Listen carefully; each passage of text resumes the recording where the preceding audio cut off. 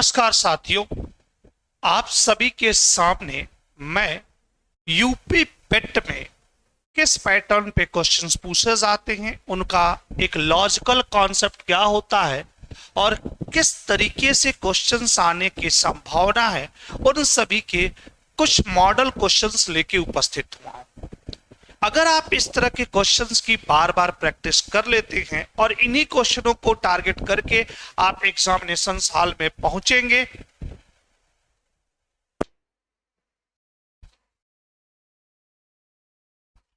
अगर आप इन्हीं लेवल के क्वेश्चंस लेके एग्जामिनेशन हॉल में पहुंचेंगे तो आप बहुत ही अच्छे लेवल पे अपना स्कोर अपने एग्जाम में कर सकते हैं। तो आइए बिना देर किए हुए इस सेशन की शुरुआत करते हैं। आइए, एक नॉर्मल सा क्वेश्चन आपके पास है। आपको इन्होंने अंडर रूट लगाया है, left hand side under root लगाया है और क्वेश्चन मार्क दिया हुआ है और यहाँ 196 लिखा हुआ है और इधर लिखा हुआ है 72/56। सबसे पहले एक काम करिए, ये जो 72/56 दिख रहा है इसको आप सिंप्लीफाई कर दीजिए। आप इसे सिंप्लीफाई कर दीजिए। जैसे 72 और 56, इसको जब आप काटेंगे 8 9 72, 8 से काट के देखिए 8 9 72, 8 7 56, ये 9/7 हो जाएगा। अब क्या करिए, दोनों पक्षों का वर्ग कर दीजिए, स्क्वायरिंग बोथ साइड, दोनों पक्षों का वर्ग कर दीजिए। जैसे ही मेरे भाई, जैसे अब अगला स्टेप आपका होगा, मैं लिख दे रहा हूं, आप इतना करिएगा मत, बस समझने के लिए लिख रहा हूं। दोनों पक्षों का वर्ग करने पर आपने दोनों पक्षों का क्या कर दिया, वर्ग, तो बेटा अंडर रूट हट जाएगा, ये क्वेश्चन मार्क हो जाएगा, ये 196 ऐसे ही रहेगा, ये आपका 81 बन जाएगा और ये आपका 49 बन जाएगा। 7 का स्क्वायर 49। तो ये क्वेश्चन मार्क की जो वैल्यू आपको मिलेगी, जो क्वेश्चन मार्क की वैल्यू आपके पास आएगी, वह क्या आएगी, इन दोनों का आपस में गुणा बटे 49, मतलब ये वैल्यू मिलेगी आपकी 196 इंटू 81/49। अब आपको इसे ही सिंप्लीफाई करना है, इसे ही सिंप्लीफाई करके आंसर लाना है। चलिए काटिए। अगर आप इसको 7 से काटते हैं, 7 से काटते हैं, या 49 का 4 गुना कर दीजिए।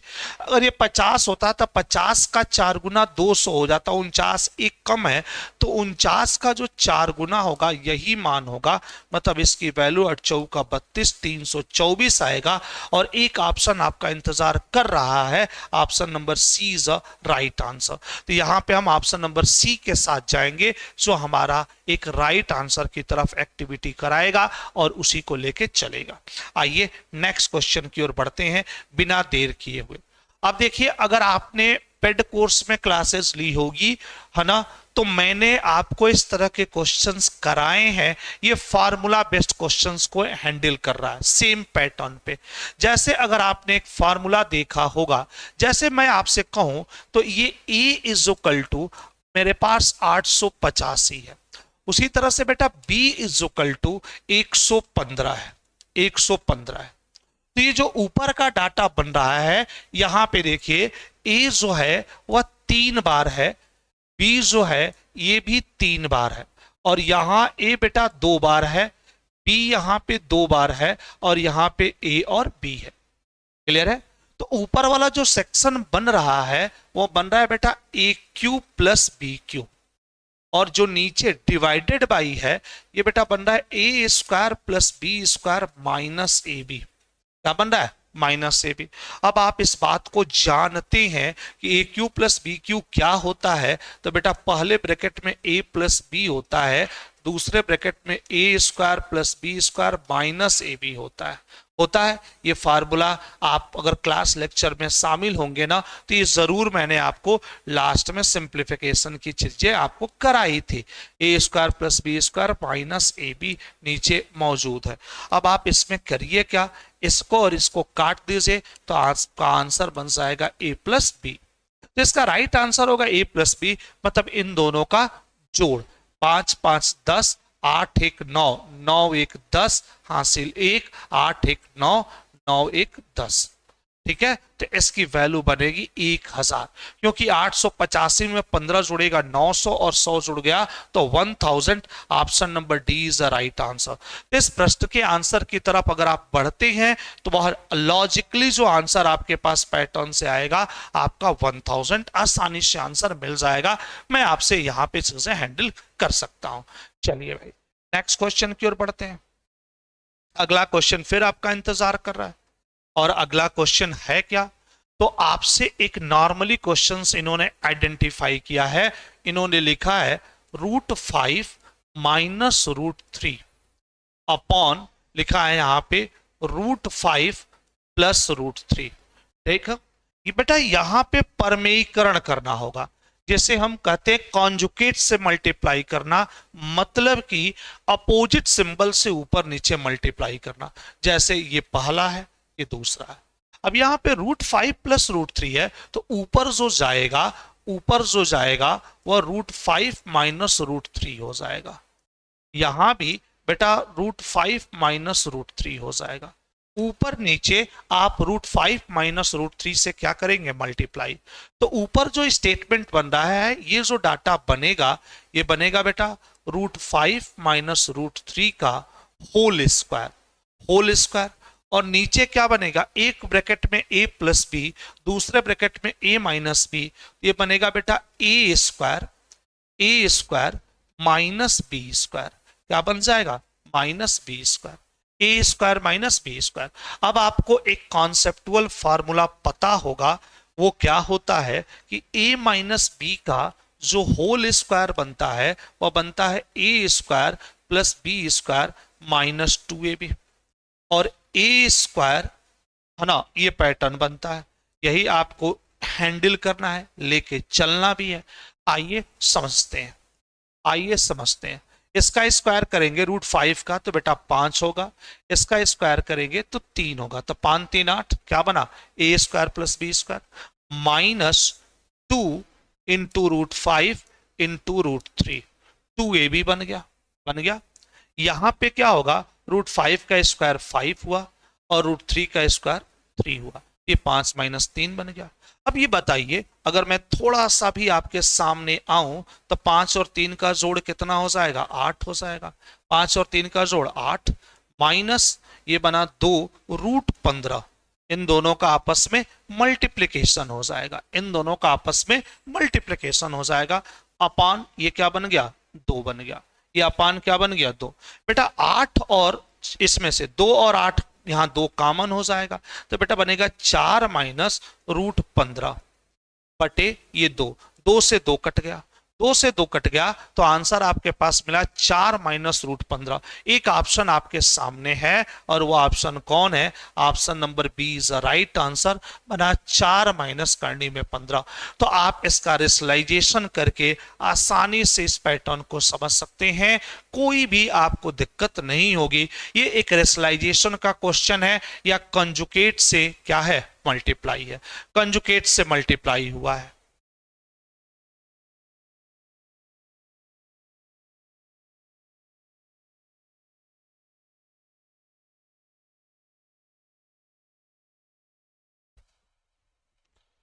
चलिए भाई बात एकदम क्लियर हो रही है, कोई समस्या किसी को। आइए नेक्स्ट क्वेश्चन की ओर बढ़ते हैं। दिया है अगला क्वेश्चन, टीवी सेट की कीमत 30% कम करने पर, टीवी सेट की कीमत 30% कम करने पर उसकी बिक्री 20% बढ़ जाती है। जैसे टीवी सेट के मूल्य में 30% की कमी हुई, बिक्री 20% बढ़ गई, दुकानदार को मिलने वाले रेवेन्यू पर क्या असर पड़ेगा। तो यहां पे भाई सक्सेसिव का कॉन्सेप्ट लगाइए, x plus Y plus X Y upon 100 का सक्सेसिव का कॉन्सेप्ट लगाइए। एक पैटर्न अगर आपको इस मेथड से करना है तो सक्सेसिव का कॉन्सेप्ट। चलिए बोला है टीवी सेट की कीमत 30% कम हुई, तो भाई कम हुई तो -30, बिक्री 20% बढ़ गई तो +20, एक बना आपके पास माइनस और एक करने प्लस, माइनस और प्लस का मल्टीप्लिकेशन माइनस होगा, ये वैल्यू बनी 30 × 20 बटे 100, 30 इंटू 20/100। अब सिंप्लीफिकेशन करते हैं, 1 0 से 1 0, 1 0 से 1 0, दोनों जीरो कैंसिल हो गए। अब यहाँ पे जो आपके पास वैल्यू आएगी, ये डाटा क्या होगा, तो बेटा ये -10 होगा। ये वैल्यू क्या आ जाएगी, -10। और यहाँ देख रहे हैं -6, तो आपने यहाँ पे दोनों का वर्ग किया तो ये -16 आ गया। और रिजल्ट अगर नेगेटिव में आता है तो हम क्या कहेंगे, कमी। क्या कहेंगे, कमी। मतलब जो आंसर आप लिखेंगे वह यही कहेंगे 16% की कमी। तो जो आंसर आपके पास आएगा वह यही पैटर्न समझाएगा कि जो पैटर्न आपके लिए लेके चलना है वह क्या चलना है, 16% की कमी की बात कराएगा। ये बहुत ही इंपॉर्टेंट है। एक तो ये रूल हो जाएगा, इस रूल से आप चीजों को बना सकते हैं। अगर मान लीजिए आप ये रूल नहीं करना चाहते हैं, इस रूल से हटना चाहते हैं, तो भी मेरे पास एक कॉन्सेप्ट है, और वो कॉन्सेप्ट क्या है मैं समझा रहा हूं। आपको पता है, मैं अगर क्लासेस कराया हूं, मेरे क्लास में पढ़े होंगे परसेंटेज, तो आप इस नियम को जानते हैं। जैसे बेटा बोला गया कि मूल्य में 30% की कमी और बिक्री में 20% की वृद्धि। तो देखिए, मैं सबको 100 मानता हूं। क्या करता हूं, मैं सबको 100 मानता हूं। तो मूल्य में 30% की कमी, तो मूल्य पहले 100 रहा होगा, उसमें 30% कम हो गया, तो 100 में 30 कम होगा तो हमारे पास कितना मिल जाएगा, 70। तो मूल्य पहुंच गया 70 पे। उसी तरह से बिक्री 100 रही होगी, 20 बढ़ गई, बिक्री कहां पहुंच गई, तो आपने कहा कि सर 120 पे। दोनों को गुणा करके 100 से भाग दे दीजिए, 100 से भाग दे दीजिए। चलिए काटिए, 1 0 से 1 0, 1 0 से 1 0, 12 सत्य कितना हुआ, 84। 12 सत्य 84। ध्यान रखिएगा, अगर ये वैल्यू 100 से ज्यादा आएगी तो आपकी उतने परसेंट की वृद्धि आएगी, 100 से जितनी कम आएगी उतने परसेंट की कमी। तो यहाँ पे कमी हो रहा है, यहाँ पे क्या हो रहा है मेरे लाल, कमी हो रहा है। कितने की कमी हो रहा है, तो 100 में से 84 को घटा दीजिए, 100 में से 84 घटाएंगे, आंसर आएगा 16% की कमी। आंसर आएगा 16% की कमी। तो ये मेथड 2 है। जो मेथड आपको आसान लगे, इस मेथड का यूज करके आप अपने एग्जामिनेशन हॉल में जाएंगे और चीजों को आसान बना सकते हैं। पैटर्न आपका उसी पे फॉलो हो रहा है। आइए नेक्स्ट क्वेश्चन की तरफ बढ़ते हैं और इस पैटर्न को सीखते हैं। अगला क्वेश्चन आपका क्या कर रहा है और किस पैटर्न में वो हैंडल कर रहा है। दिया है 4 खिलाड़ियों की औसत उम्र 18.5 साल है। 4 खिलाड़ी है जिनकी औसत उम्र 18.5 साल है। अगर कोच की उम्र भी शामिल कर ली जाए तो औसत उम्र 20% बढ़ जाती है। ठीक है, अच्छा भाई, सबसे पहले तो उन 4 खिलाड़ियों की कुल उम्र निकाल लीजिए। अगर बेसिक मेथड से करते हैं तो, बेसिक से करते हैं तो, है ना, 4 खिलाड़ियों की कुल उम्र। पहला स्टेटमेंट लिखना नहीं है, स्टेटमेंट समझने के लिए लिखा रहा हूं कि आपको ये याद रहेगा।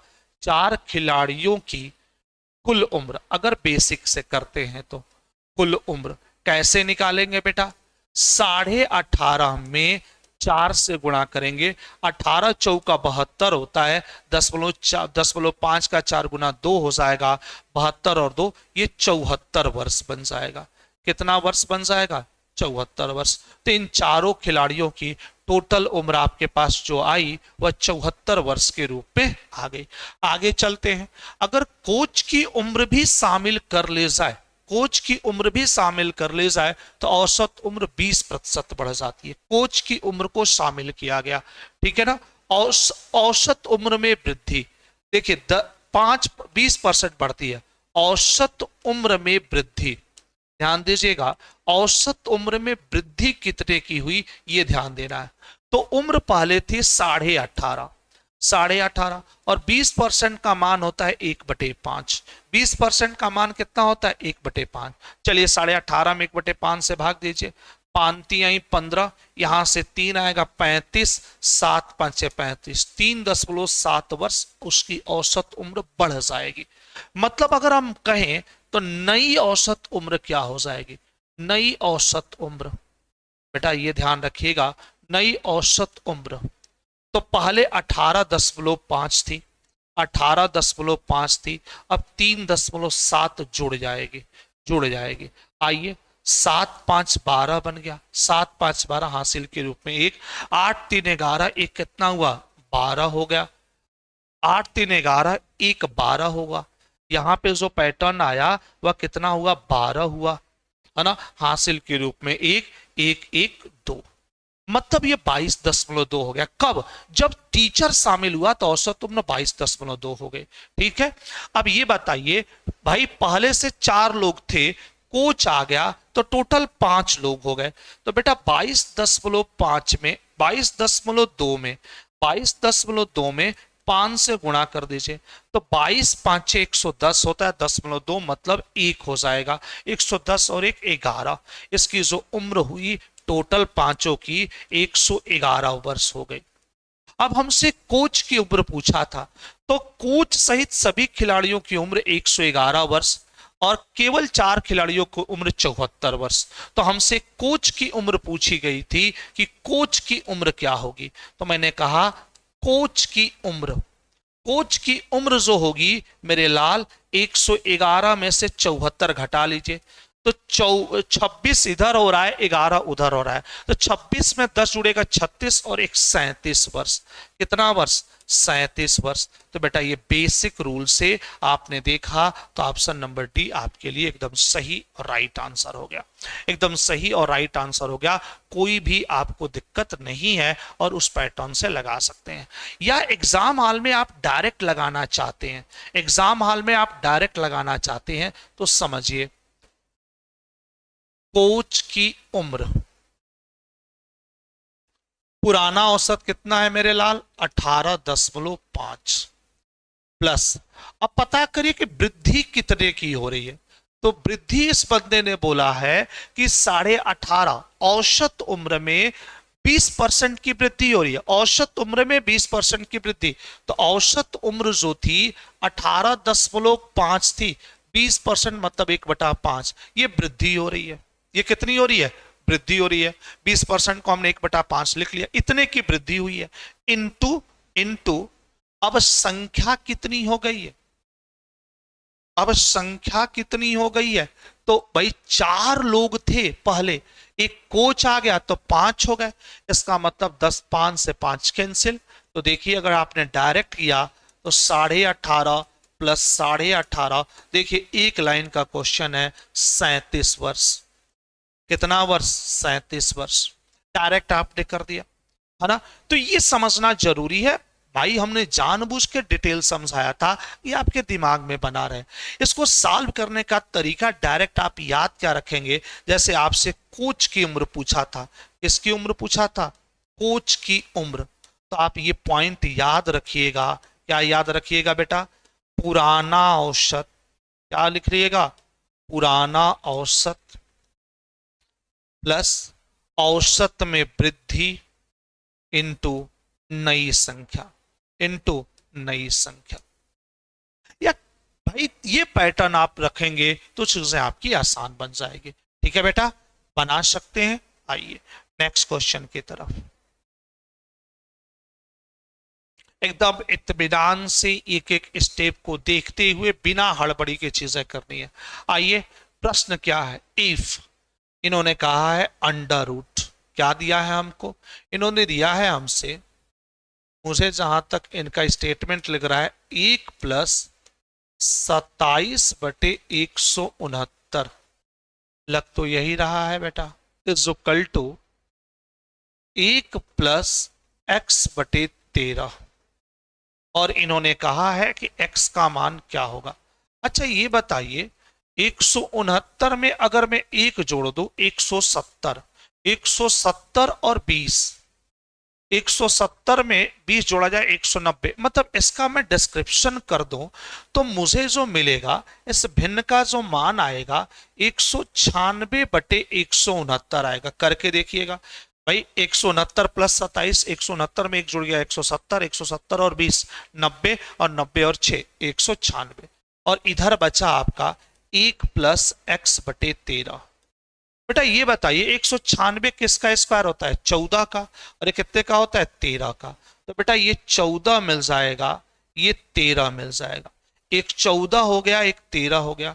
ये बना आपका 1 प्लस x/13, 1+x/13। आपने एकदम पैटर्न पकड़ते हुए एक एक लॉजिक को सॉल्व किया तो 14/13 आ गया ये। अब देखिए इस एक को उधर भेज दीजिए, इस एक को उधर भेज दीजिए तो बेटा 14/13 -1 is equal to x/13, x/13। तो अब ये घटेगा, ये यहां से 13 आएगा तो इसका सिंप्लीफिकेशन 1/13 हो जाएगा।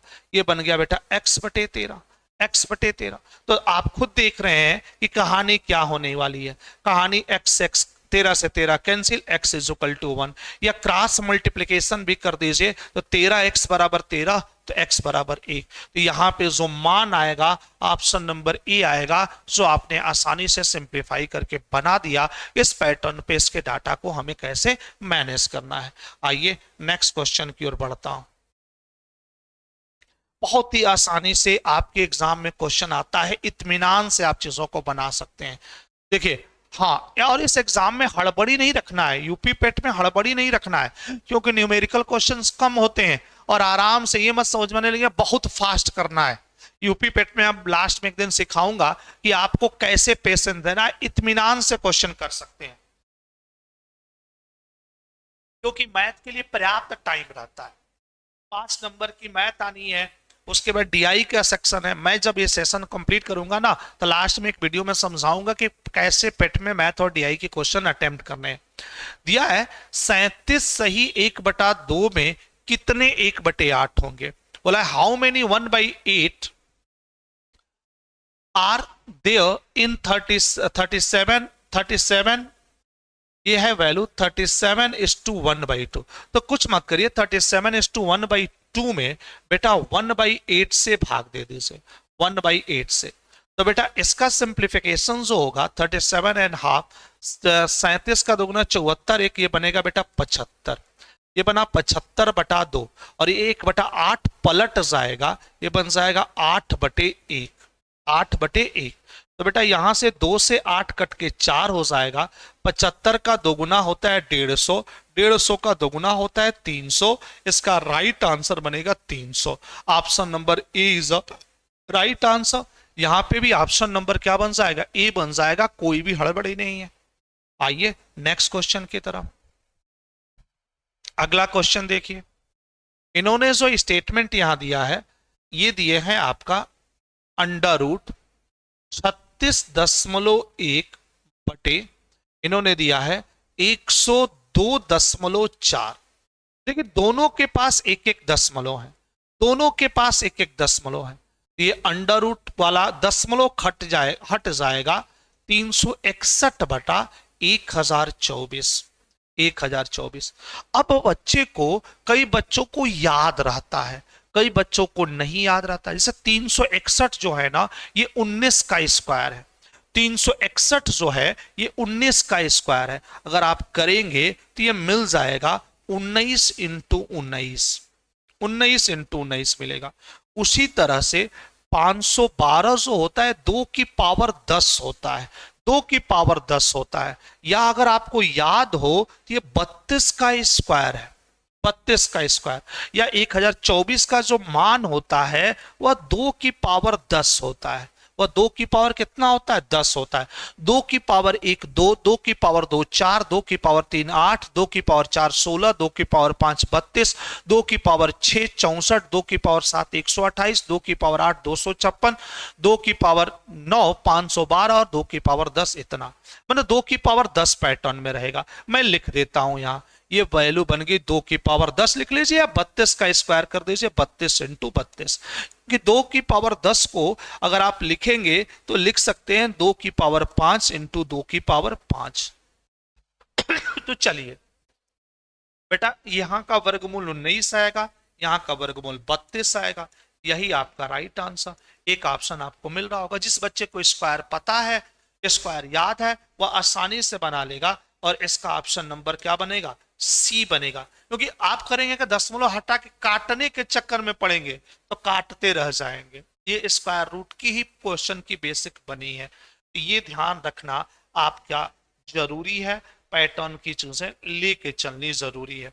आइए एक क्वेश्चन और बढ़ते हैं। अगला क्वेश्चन, एक शहर की जनसंख्या में प्रतिवर्ष 4% की वृद्धि होती है, लेकिन प्रवास के कारण इसमें प्रतिवर्ष आधा परसेंट की कमी आती है। आधा परसेंट, 1/2% की कमी आती है। 3 वर्ष में प्रतिशत वृद्धि कितनी होगी? 3 वर्ष में प्रतिशत वृद्धि कितनी होगी? तो मान लीजिए अगर बेसिक से मैं निकालना चाहता हूं फाइनल, मान लेता हूं शहर की इनिशियल जनसंख्या 100 है। इनिशियल जनसंख्या 100 है, प्रारंभिक जनसंख्या 100 है। बंदे ने कहा प्रतिवर्ष प्रवास के कारण, प्रवास का मतलब ये हुआ माइग्रेशन। जैसे मैं हूं, मेरा होम डिस्ट्रिक्ट कहीं और है और मैं प्रयागराज में हूं, तो क्या हुआ, मैं माइग्रेट हुआ कि नहीं? मैं अपने होम डिस्ट्रिक्ट से पूरी की तरह से प्रयागराज में हो, तो माइग्रेशन इसी को कहते हैं।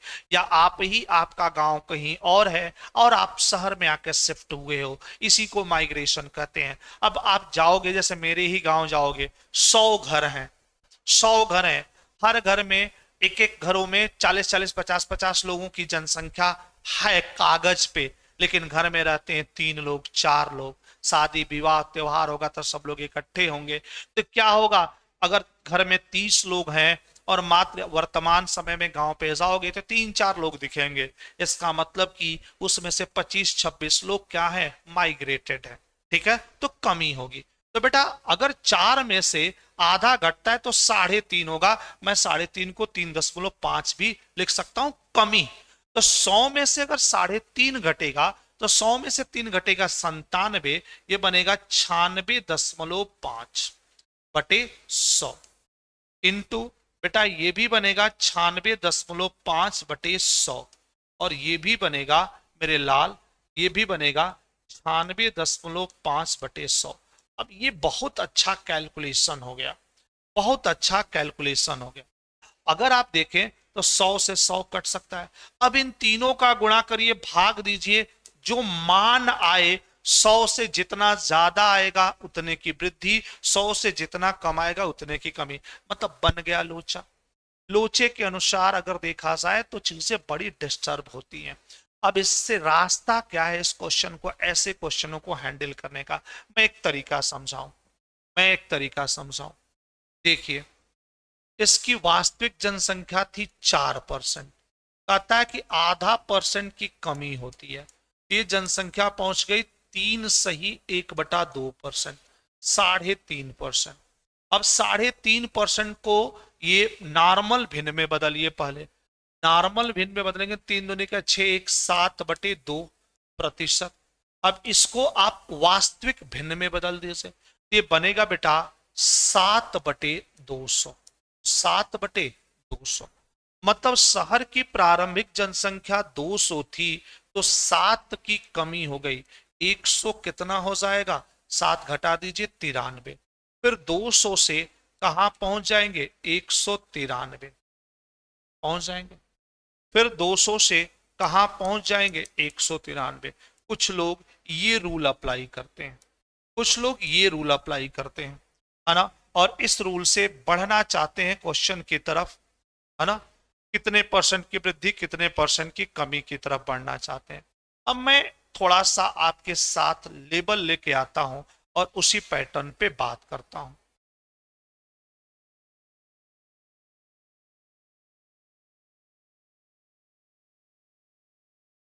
ऐसे करूंगा 7/2। आइए एक काम करिए, इनका मल्टीप्लिकेशन करेंगे तो बेटा ये 8,000, नहीं यार, 2 2 4 2 6, 2 2 4 2 2 4 2 6। अब 193 का 3 बार गुणा करना पड़ेगा। 193 हमारे पास है। अब 193 का अगर मैं क्यूब कर दूं या 3 बार मल्टीप्लिकेशन करूं तो मुझे क्या मिल सकता है? आप 193 का 3 बार गुणा करके चेक करिए तो कितना बना सकते हैं। 193 का 3 बार मल्टीप्लिकेशन करिए, क्योंकि लंबा डाटा है ये, है ना। 193 का 3 बार गुणा करिए। अगर मान लीजिए रफ वर्क ही करते हैं, 193 इंटू 193, एक लेंदी प्रोसेस होगा। 3×3=9, 19×3=57, 29 27 हासिल के रूप में 2 लग गया, है ना। 99 81 और 2 83, 8 मिल गया, 9 8 17 बन जाएगा।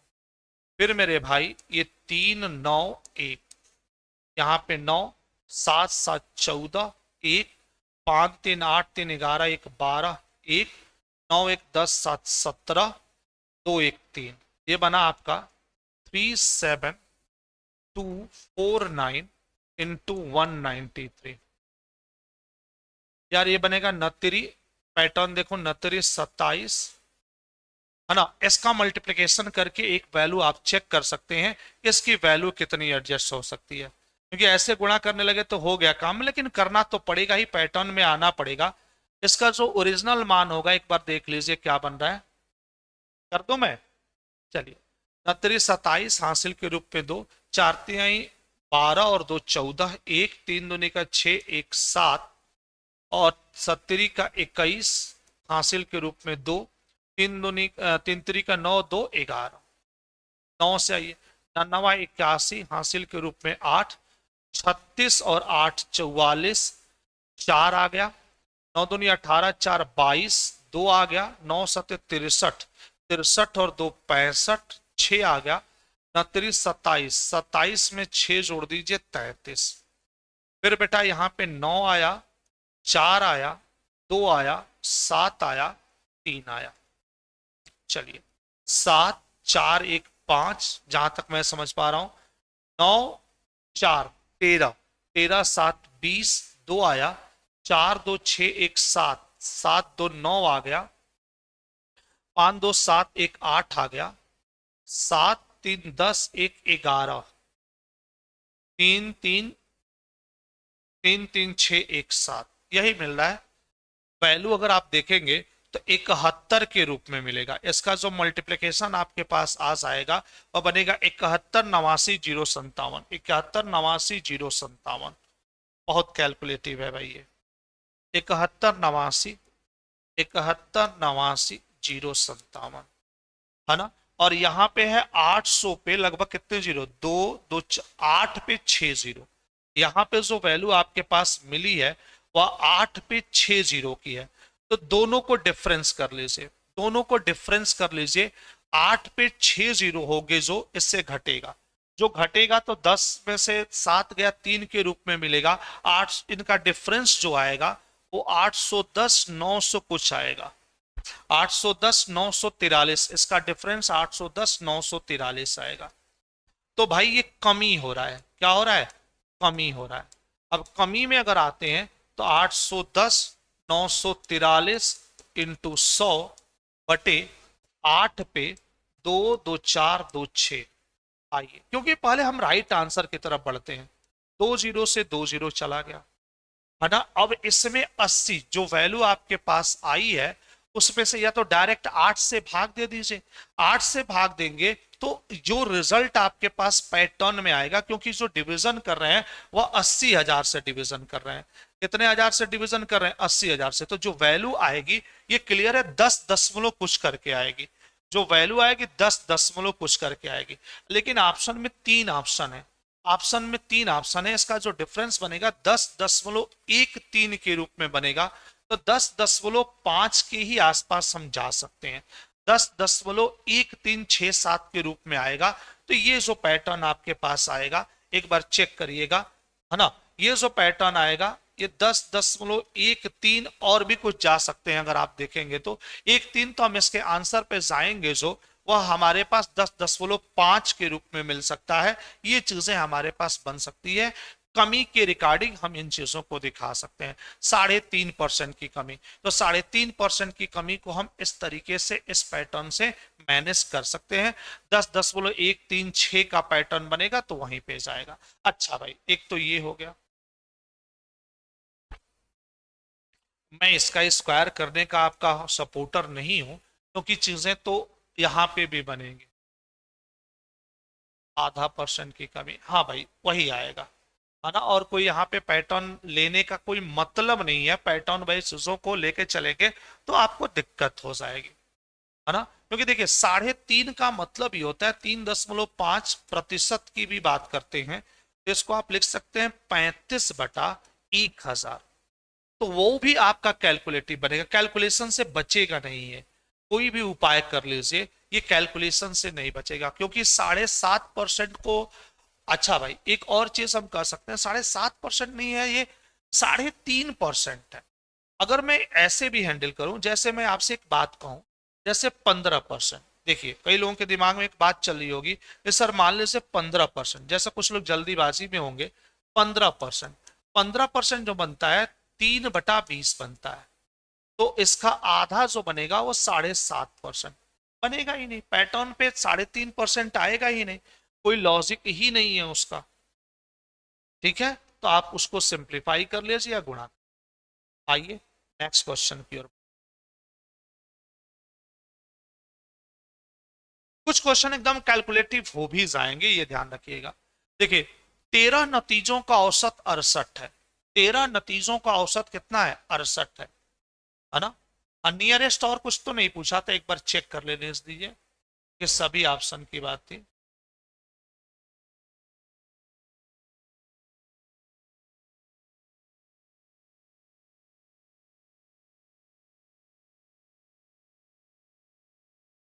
एक मिनट रुक जाइए, प्रश्न को पढ़ने दीजिए।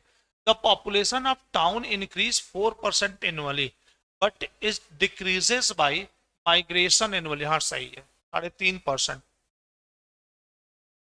एक मिनट, यहाँ पे एक चीज हम लोगों से ध्यान देने वाली बात है, यहाँ पे ध्यान दीजिए, प्रश्न का पैटर्न क्या है बेटा, अभी ध्यान आया। देखिए शहर की जनसंख्या थी 4%, ठीक है ना, शहर की जनसंख्या में आधा परसेंट की कमी हो रही है, तो जानते हैं माइग्रेशन आधा परसेंट हो गया, तो वास्तविक जनसंख्या जो है वह 3.5% मेरे भाई बढ़ोतरी हो रही है, कमी नहीं हो रही है मेरे भाई, बढ़ोतरी हो रही है। क्या हो रही है, बढ़ोतरी हो रही है। मैं कमी समझ के इस क्वेश्चन को सॉल्व करने लगा, क्योंकि दिमाग में माइग्रेशन चलने लगा था, और माइग्रेशन जब चलने लगा तब समस्या हमारे साथ आ गई है ना। मैं उसी पे प्रश्न सॉल्व किया, 3.5% की कमी, तो बेटा फाइनल रिजल्ट बनेगा 100 इंटू 103.5 इंटू 103.5 इंटू 103.5 बटे 100, ये पैटर्न हो सकता है ना, ये पैटर्न हो सकता है। इसका मतलब कि अगर मैं कहूं, इसका मतलब मेरे साथ ये हुआ कि अगर मैं 3.5% की बात करूं, अभी अभी निकाला था, ये 7/2% हुआ, ये बना 7/200। अब ये लॉजिक जानते हो क्या होगा, 200 की वैल्यू बेटा 207 हो गई, फिर दूसरे साल भी 200 की वैल्यू 207 हो गई, और फिर 200 की वैल्यू 207 हो गई, ये ध्यान रखिएगा।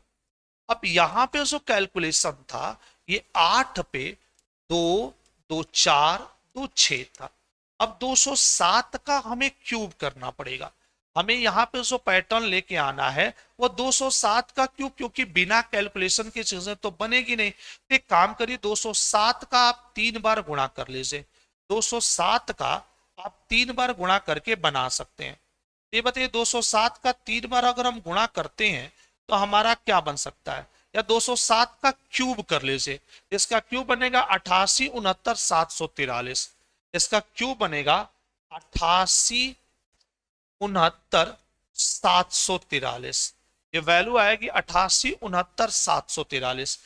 इसी वैल्यू में से 80 देखा जाए, 8 पे 6 जीरो घटेगा, क्या होगा, 8 पे 6 जीरो घटेगा, तो जो वैल्यू आएगी 8 पे 6 जीरो घटा दीजिए, या खुद समझिए, 2 2 4 2 6, 2 2 4 2 6 एक साथ, मतलब 8 से 8 86 97 43, जो घटेगा वह कितना आएगा, 86 97 43, डिफरेंस जो आएगा वह कितना आएगा, 86 97 43, ये वृद्धि हो रही है।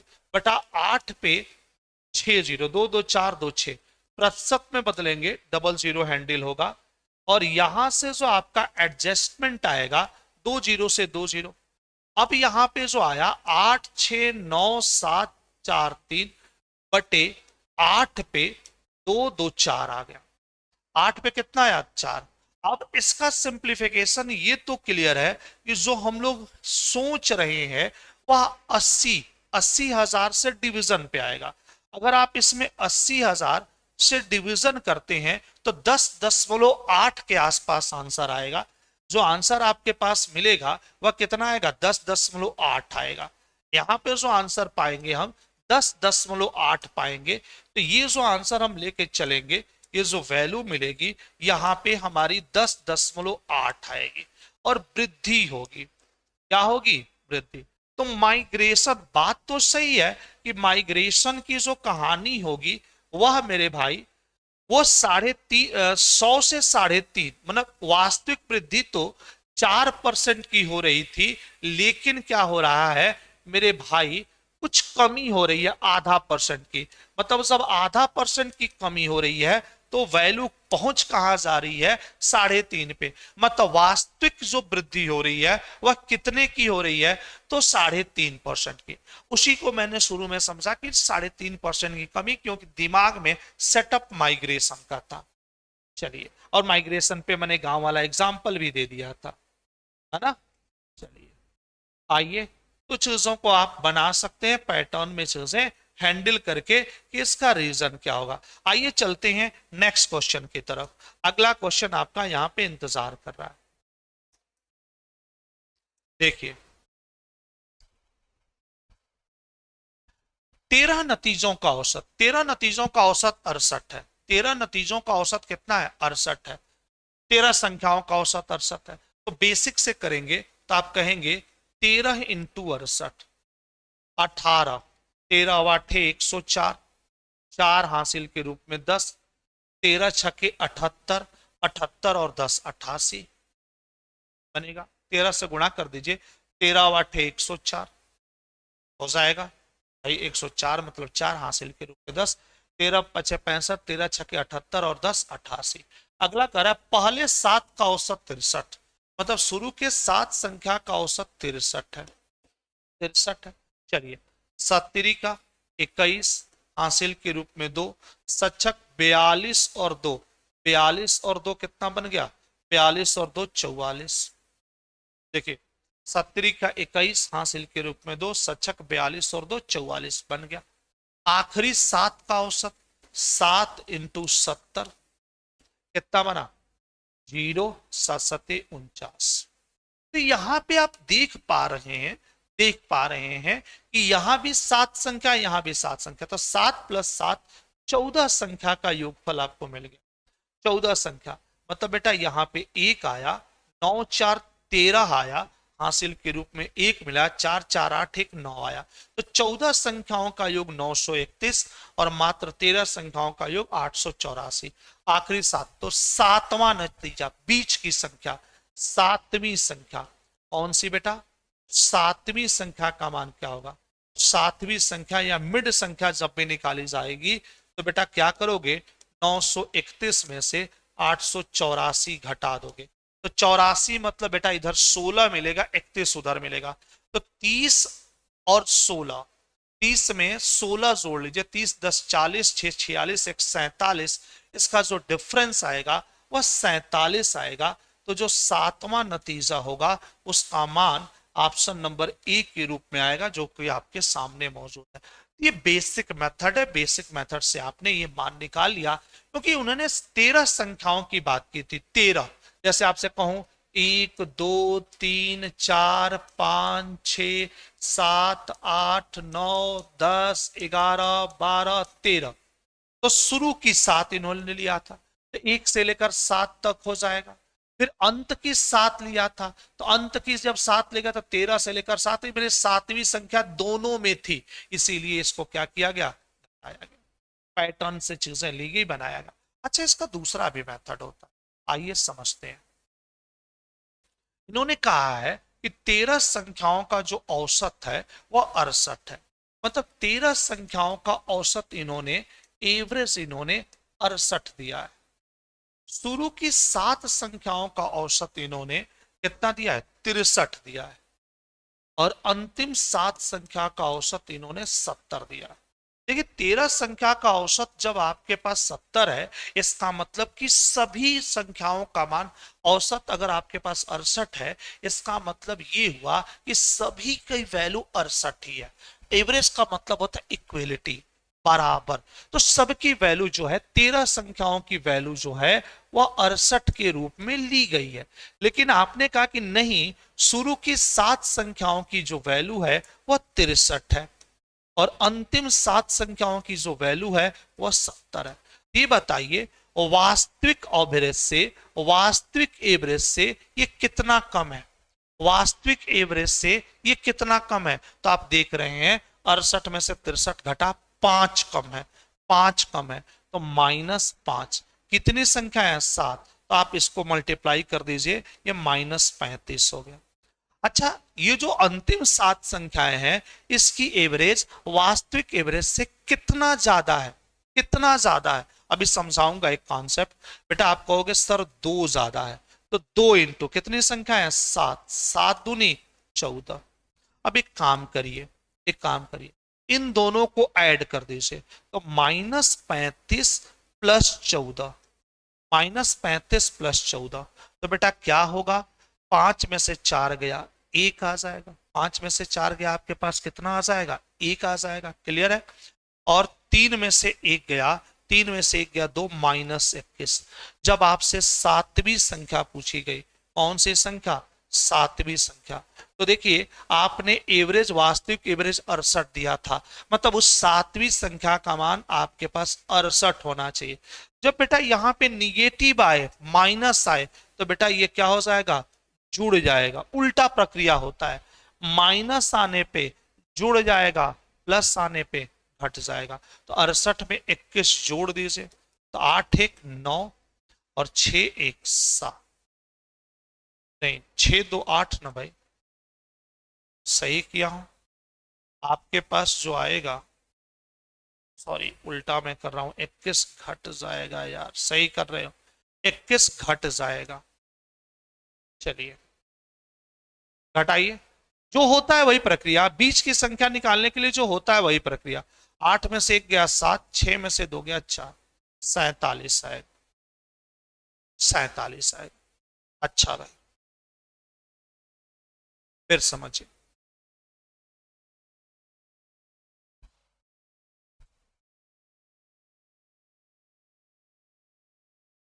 देखिए आप 13 लोग हैं, आप कितने लोग हैं? 13 लोग हैं, और आप लोग एक पार्टी करना चाहते हैं, कोई पार्टी ऑर्गेनाइज करना चाहते हैं। तो आप लोगों ने कहा कि 13 लोगों पे 68 रुपए का चंदा लगेगा। 13 लोगों पे 68 रुपए का क्या लगेगा? चंदा लगेगा। आपने कहा ठीक है भाई, 68 लोगों पे 13 रुपया, 13 लोग हैं, 68 रुपए का चंदा लगेगा। अब आप लीडर हो, मतलब आपको भी 68 रुपया देना है। आप चंदा इकट्ठा करने गए, तो आपका जो ग्रुप है भाई, आप चंदा इकट्ठा करने गए, तो एक समूह के पास गए, एक समूह के पास गए, उस समूह में आपने कहा कि देखो यार 68 रुपया चंदा लगा है। तो उस समूह ने कहा यार देखो मेरे पास 68 रुपया नहीं है, तुम भी शामिल हो जाओ, और सभी लोग 63 रुपये देते हैं। सबने 63 दिया, अर्थात एक बंदे ने 5 रुपया कम दिया, मतलब कितने बंदे आपके पास है? 7 बंदे, तो 35 की यहां पे कमी हो गई। ठीक है ना? उसी तरह से यहां देखा जाए तो एक बंदे ने 2 रुपये ज्यादा दिया, 14 की बात हुई, तो यहां 35 की कमी थी, यहां 14 अधिक हो गया, तो बैलेंस हुआ 21 का। 21 का क्या हुआ? बैलेंस हुआ। तो नियम ये होता है कि अगर यहां पे कमी आएगी, तो जो 7वीं संख्या, अगर मध्य की संख्या निकालनी है, मध्य की संख्या निकालनी है, तो ये जैसे आता है वैसे कर दिया जाता है, जैसे आता है वैसे कर दिया जाता है। यहां पे -21 आया है, तो 68 में से 21 घट जाएगा। यहाँ पे +21 आया होता तो 68 में 21 जुड़ जाता, आपका काम हो जाता। तो एक नियम ये है, एक नियम ये है। नेक्स्ट क्वेश्चन पे आइए, अगला क्वेश्चन इंतजार कर रहा है। बोला है 40% व्यक्ति समाचार पत्र X पढ़ते हैं, 50% व्यक्ति समाचार पत्र Y पढ़ते हैं। बेटा यहां पे Y है, समाचार पत्र Y पढ़ते हैं। ठीक है? 10% व्यक्ति दोनों समाचार पत्र पढ़ते हैं। कितने व्यक्ति दोनों में से कोई समाचार पत्र नहीं पढ़ते? बेटा ये वेन आरेख का क्वेश्चन है। किसका क्वेश्चन है? वेन आरेख का।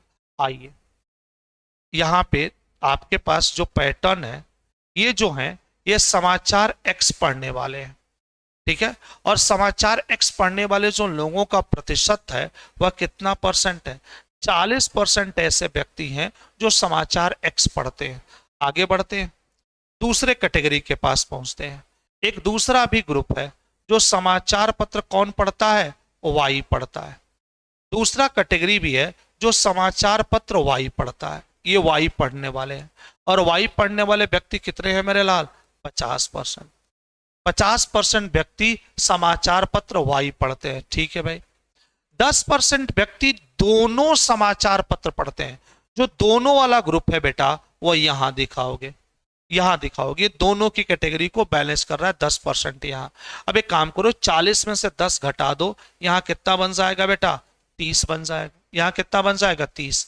50 में से 10 घटा दो, यहां कितना बन जाएगा, 40 बन जाएगा।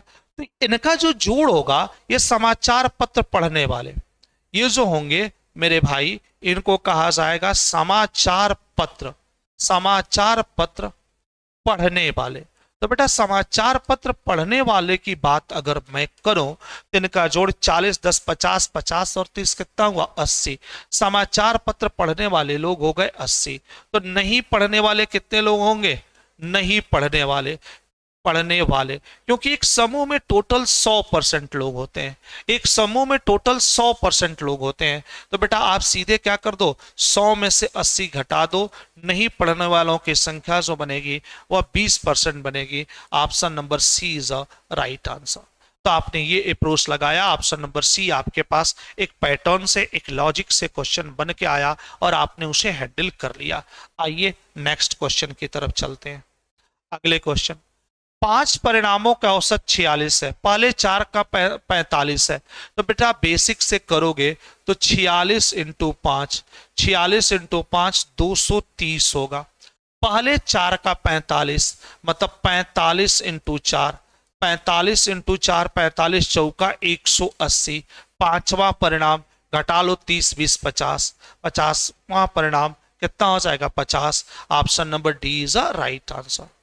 या एक और मेथड है, एक मेथड ये, 5 परिणामों का औसत 46, मतलब देखिए 5 संख्या 1, 2, 3, 4, 5 और 5 परिणामों का औसत 46 है, ये बोला गया है। ठीक है, मतलब कॉन्सेप्ट ये कहता है, कॉन्सेप्ट ये कहता है कि बीच की संख्या औसत होती है। बीच की संख्या क्या होती है, औसत होती है। ये पैटर्न दिया गया है, मतलब जो बना ये 46 हो गया, ये तो क्लियर है, ये 46 हो गया। चलिए वो तो मान लिया जाएगा। पहले 4 का 45, पहले 4 का क्या है, 45। इसको ऐसे भी समझ सकते हैं, अगर मान लीजिए एवरेज समझना है तो अगर 5 परिणाम का एवरेज 46 है तो सबसे बेटर स्थिति ये होगी कि सभी को 46 मान लो। पहले कहता है कि सबको 46 मान लेते हैं, मान लेते हैं भाई। एवरेज अगर 46 रखना है तो सबसे बेटर कौन, अगर 5 सब्जेक्ट है आपके पास और आपको 46% लाना है तो सबसे बेटर क्या होगा, सभी सब्जेक्ट में 46 नंबर ला दीजिए, सभी सब्जेक्ट में 46 नंबर ला दीजिए। ठीक है, आइए अब यही बात मैं कहूं कि ठीक है, इसमें इसमें कहा इसने क्या बोला, पांचवा परिणाम। अच्छा बोला है पहले 4 का 45 है, शुरू के 4 का कितना है, 45, मतलब इसमें भी 45 नंबर है, इसमें भी कितना नंबर है, 45 है, इसमें भी कितना है, 45 है, इसमें भी कितना है, 45।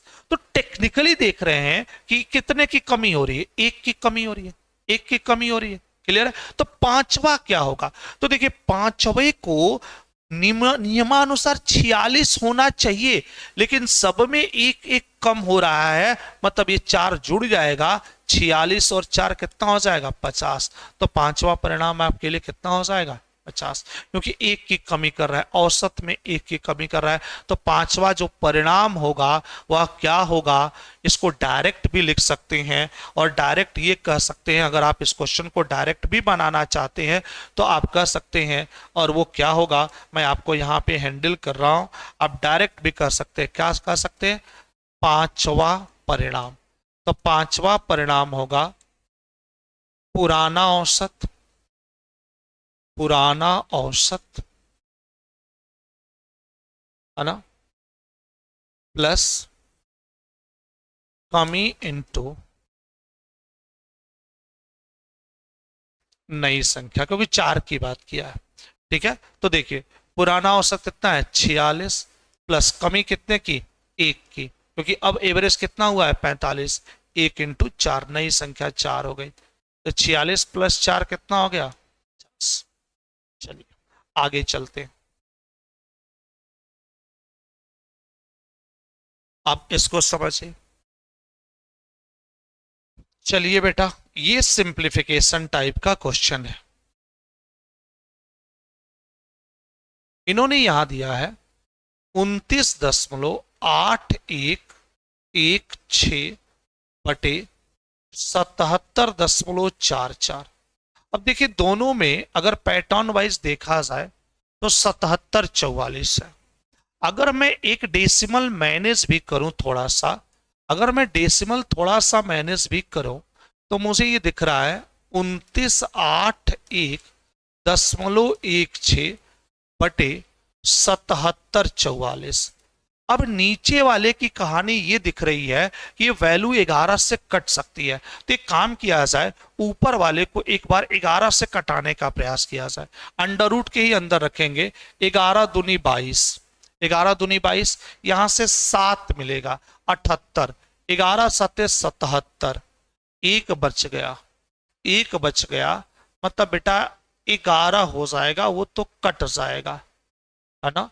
2981 जो होगा वह 11 से कटने लायक दिख नहीं रहा है। अच्छा 11 से नहीं कटेगा तो, लेकिन अगर देखा जाए तो 16, दोनों 4 से कट तो सकते हैं। अगर हमारे पास देखा जाए तो पैटर्न है 2981, 2981 16, यही पैटर्न है भाई। 2981 16 जो है वह 11 से कटने की कंडीशन में नहीं है, लेकिन अगर हम 4 से काटे तो कट सकता है, और 2744 भी कट सकता है। आइए काट के देखते हैं, क्योंकि डायरेक्ट हमें स्क्वायर पता है नहीं, या तो वर्गमूल बैठ के निकाले। जैसे देखिए अगर हम 4 से काटते हैं तो 7 चौक 28, यहां से 2 मिलेगा, यहां से 2 मिलेगा, ये भी बन जाएगा 7 चौक 28। अगर आपके पास आते हैं, अगर आपने 2981.16 को 0.16 को 4 से भाग दिया तो 4 सत्ते 28, 28 एक मिला, 4 बार जाएगा। कितनी बार जाएगा, 4 बार।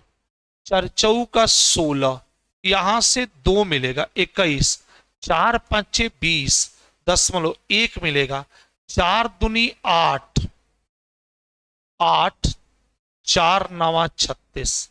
एक बार चेक करिएगा सिंप्लीफिकेशन, 7 4 जो मैं आपके पास पैटर्न देख पा रहा हूं, इसका सिंप्लीफिकेशन आपको 4 से भाग देने पर 74529 के रूप में चीजें मिल रही है। ठीक है, तो आपने इसका डिवीजन करके चीजें अपने पास रख ली कि इसका डिवीजन कितना होगा, तो 745.29 हो जाएगा। चलिए ठीक है। अच्छा भाई इसको अगर मैं 4 से काटता हूं, 4 से काटता हूं तो 4 का में 4, यहां से 3 मिलेगा, 4 नवा 36, या 19 चौका 76 होता भी है, 3 मिला 34 हो गया, 34 हो गया, 8 चौका 32, और 2 मिला 24 हो गया। अभी भी हमारे पास 745.29। मेरे भाई 5 4 9, 7 2 9, 9 से कटेगा, 8 1 9, 8 9 1 10 8 18 6, दोनों 3 से कट सकते हैं, 9 से तो ये नहीं कटेगा, ये 8 1 9, ये नीचे वाला 9 से नहीं कटेगा, दोनों 3 से कट सकते हैं। अगर 745.29 को 3 से काटोगे तो उसकी पॉसिबिलिटी है 3 से कटने की, क्योंकि बिना सिंप्लीफाई किए वर्गमूल निकालना हमारे लिए खतरा ही होगा, तो हम यहां पे बच सकते हैं वर्गमूल निकालने से। अगर 3 से काटते हैं तो 248.3, 3 से फिर काट लेना है इसको, तो 248.43 हो जाएगा, कटबे नहीं करेगा। अच्छा इसको काटो 3 से, 3 छक 18, एक मिला, 3 छक 18, 3 से काट दो, 3 दूनी 6, ये बनेगा 6.2 के रूप में। इसकी पैटर्न यही बन रही है। अब एक काम करो, इसको भाग देने का भी प्रयास कर सकते हो तो चीजें मिल सकती है 0.37।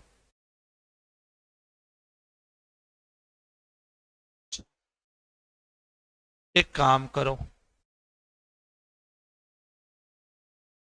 मेरे भाई ये एडिशन का प्रश्न है, भाग देने का कोई मतलब नहीं है। देखो क्या है, ये एडिशन की बात करता है।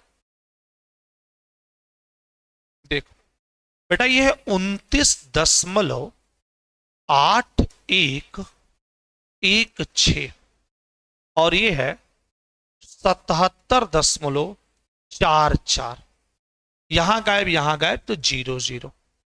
आओ एक बार जोड़ो तो, 6 1 4 1 5 8 4 12, 12 बन गया। अब चलिए 9 1 10 7 17, 17 बन गया। 7 2 9, 7 2 9 1 10, ये वैल्यू आई। 107 25 16, 107 25 16। अब ये मुझे बताओ, अगर मैं देखूं तो मेरे पास एक पैटर्न होता है, जिस पैटर्न की मैं चर्चा करूं, मैं कह सकता हूं कि भाई 100 का अगर मैं पैटर्न लूं तो वह क्या होता है, वो 10 के रेशियो में चलता है। एक काम करो, आप 29 आसानी से जोड़ के देख लो, ये चीजें आपके पास बनेगी। 6 1 4 1 5 8 4 12, एक बना, 9 10 17 बन गया, 7 2 9 1 10 बन गया। एक काम करो, 107.2516। अब कोई रास्ता नहीं है, कोई चारा नहीं है, दो दो अंक का पेयर बना के इसका वर्गमूल निकालो। तो एक है तो एक बार जाएगा, यहां एक आएगा, ऊपर से बेटा 07 आया, तो 1 1 2 बन गया, 1 1 2 बन गया। अगर कोई भी वैल्यू, अब इसमें समस्या यह है कि सभी की वैल्यू जो इन्होंने दे रखी है ऑप्शन में, वो एक अलग ही कहानी कह रहा है। ये वैल्यू इस तरह की चीजें नहीं होनी चाहिए, क्योंकि इनका जो मान दिया है वो कोई भी एक ऑप्शन की तरफ चीजें नहीं बढ़ा रहा है। क्योंकि 107 अगर जोड़ हो रहा है ना, इसीलिए मैं प्रश्न चिन्ह में हूं कि यहां पे मल्टीप्लिकेशन था, यहां एडिशन है कि डिवीजन है। अगर यार डिवीजन लेके कर रहा हूं तो भी पॉसिबिलिटी नहीं बनी थी शुरू में, है ना। एडिशन लेके कर रहा हूं तो 107 है, तो जो आंसर आना चाहिए वो 10 दशमलव करके आना चाहिए, और 10 दशमलव करके कोई ऑप्शन ही नहीं है। क्योंकि जो भी ऑप्शन का चीजें बनेगा आप चेक कर सकते हो पैटर्न से, 29 81 16, 29.1816 है ना। और फिर कह रहा है 77.44। ये वैल्यू यही आएगी, 107.251। तो इसका जो राइट आंसर बनेगा, अच्छा चलो ये तो चीजें होंगी नहीं, साथ पे एक जीरो बढ़ा के दशमलव लगा देते हैं, ऊपर से 25 उतार देते हैं। तो मुझे लगता है कि 5 बार ले जाऊंगा तो 25 5 125 हो जाएगा। अच्छा जीरो बढ़ा लिया जाए, जीरो बढ़ा लिया जाए, क्योंकि जीरो तो मैंने बढ़ाया ही था 10। 3 बार ले चलो, 4 बार ले जाऊंगा देख हो जाएगा। चलो 3 बार ले चलो, 3 3 का 9, 3 दूनी का 6, 609। तो 4 बार पे जा जाओ, तब 25 में से 9 जाएगा, 16 हो जाएगा, 116। चलो ऊपर से 16 फिर लाओ, यार ये बन जाएगा 209, 209, 25 16 5। ये कोई भी वैल्यू अगर आप थोड़ा सा मतलब मैं एक काम करूं, आपके पास कैलकुलेटर होगा, ये 12.62 या 12.26 या 14.26 या इतना, इसका 2 बार गुणा करके देखना, कोई भी मान इसके आसपास हैंडल नहीं करेगा।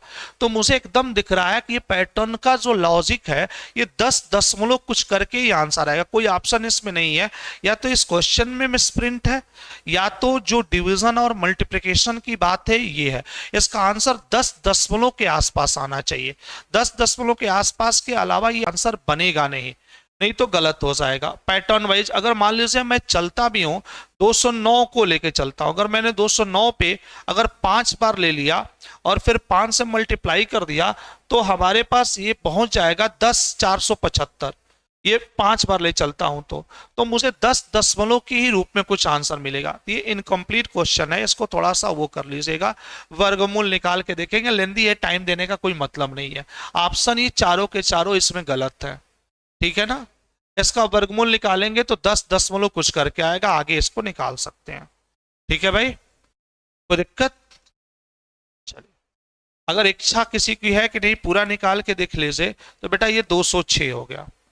अगर मैंने 206 लिया, तो अगर मैं 5 बार ले चलता हूं, अगर 5 बार ले चलता हूं तो 5 5 25, या 5 बार 9 ले जाके अगर मैं 4 बार भी ले जाता हूं, देखो मैं 4 बार ले लो, 4 चौका 16 हासिल के रूप में 1, 6 चौका 24, एक 25 हुआ हासिल के रूप में 2, और 4 दूनी का 8, 6 चौका 16, 6 चौका 24, एक 25, चलो, और 4 दूनी का 8, तो ज्यादा ही हो जाएगा। अच्छा 5 बार ले लो, 5 बार लो, 5 बार लोगे तो क्या आएगा, 5 5 25 हासिल के रूप में 2, 6 5 30, 2 32 हासिल के रूप में 3, तो यहाँ पे 3 ही ले लो, और 5 दूनी का 10, क्योंकि 6 बार में ज्यादा, मतलब 10.35 आ रहा है मेरा आंसर जो इन्होंने दिया है। और या 10.35 का आप स्क्वायर करके निकालोगे भी ना, तो नियर अबाउट 107 जा सकता है। अगर आप 10.35 का 2 बार गुणा कर देते हो, तो आंसर 107.12 आ जाएगा 10.35 में। ये पैटर्न हो सकता है। या आप 10.45 भी करके देख सकते हो, 10.45, लेकिन आंसर होता तो मैं ज्यादा, 4 5 ज्यादा हो जाएगा 109 से, है ना। तो इसका आंसर 10.35 ही सबसे ज्यादा बेटर होगा। 3 5 में ही चीजें आप आसानी से बना सकते हो। इसका आंसर नियर अबाउट 10.35 आना चाहिए।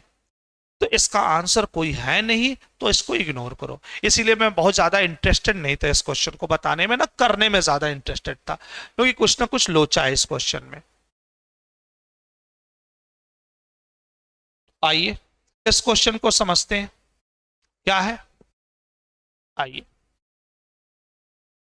अच्छा भाई, ये क्वेश्चन है 5.21 गुणे 6.32 माइनस 2.9272। अगर आप इसे बेसिक से करेंगे तो थोड़ा सा लेंदी खिंच सकता है। अच्छा, बेसिक से दोनों का गुणा करिए। आप इसी पैटर्न पे करेंगे कि दोनों का गुणा करता हूं और गुणा करके चीजों को लेके चलता हूं, है ना। मैं आपसे कहूंगा इसका डिजिटल सम लगाने का प्रयास करिए।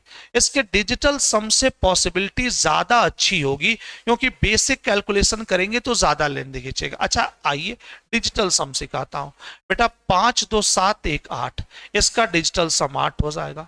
6 और 3 9 हो गया, कैंसिल कर लीजिए, इसका डिजिटल सम 2 हो गया। अच्छा इसमें आइए, 9 कैंसिल, 2 और 7, 7 2 9 कैंसिल, 2 2 4, इसका डिजिटल सम 4 आ गया। चलिए ये गुणा है, तो 8 दूनी का 16, 8 इंटू 2 16, 16 मतलब इसका डिजिटल सम कितना बन जाएगा 7। ब्रैकेट के अंदर वाले का डिजिटल सम 7 बन गया, इसका डिजिटल सम 4 है, इसका डिजिटल सम 4। 7 में से 4 गया, 3 आ गया, तो घटाने पे डिजिटल सम कितना मिल रहा है, 3 मिल रहा है। डिजिटल सम 3 मिल रहा है, तो आप यहां पे देख पा रहे हो 3 2 5, पहले ऑप्शन का डिजिटल सम 5, दूसरे ऑप्शन का डिजिटल सम 3, तीसरे ऑप्शन का डिजिटल सम 7, और ये 6 3 9, इसका डिजिटल सम 9। तो ऑप्शन नंबर बी ही नियर अबाउट आंसर के रूप में जा रहा है, तो उसी आंसर को आप लगा के देख सकते हो, ये चीजें आपकी बनेगी। बेसिक से भी करोगे तो 5.21 इंटू 6.32 करना पड़ेगा, तो करोगे तो 32 दशमलव कुछ करके आएगा, 32.9272 कर सकते हो। इसका मल्टीप्लीकेशन करना, ये 32 दशमलव जो बन रहा है 9272 बन रहा है, ठीक है ना। गुणा करके देखना, इन दोनों का मल्टीप्लीकेशन इतना आएगा, इसमें से 2.9272 घट जाएगा, 2.9272 घटेगा, तो 32 में से 2 जाएगा, कितना आएगा 30। और डिजिटल सम लगाते, इसका डिजिटल सम 8, इसका डिजिटल सम 2, 8 दूनी का 16, तो इस वाले ब्रैकेट का डिजिटल सम 7, यहां वाले का 9 से कैंसिल, 7 2 9 कैंसिल, 2 2 4 4, तो 7 में से 4 गया 3, तो प्रश्न का डिजिटल सम 3 है, तो जिस ऑप्शन का डिजिटल सम 3 होगा वही आंसर सही होगा। तो ऑप्शन नंबर क्लियर हो गया। तो डिजिटल सम से इसे लगाना, वैसे चीजों को करोगे तो कंफ्यूज हो जाओगे। ये भाई ये भी थोड़ा सा टाइपिंग मिस्टेक ही लग रहा है क्या। आइए ऑप्शन बना के कर लेता हूं।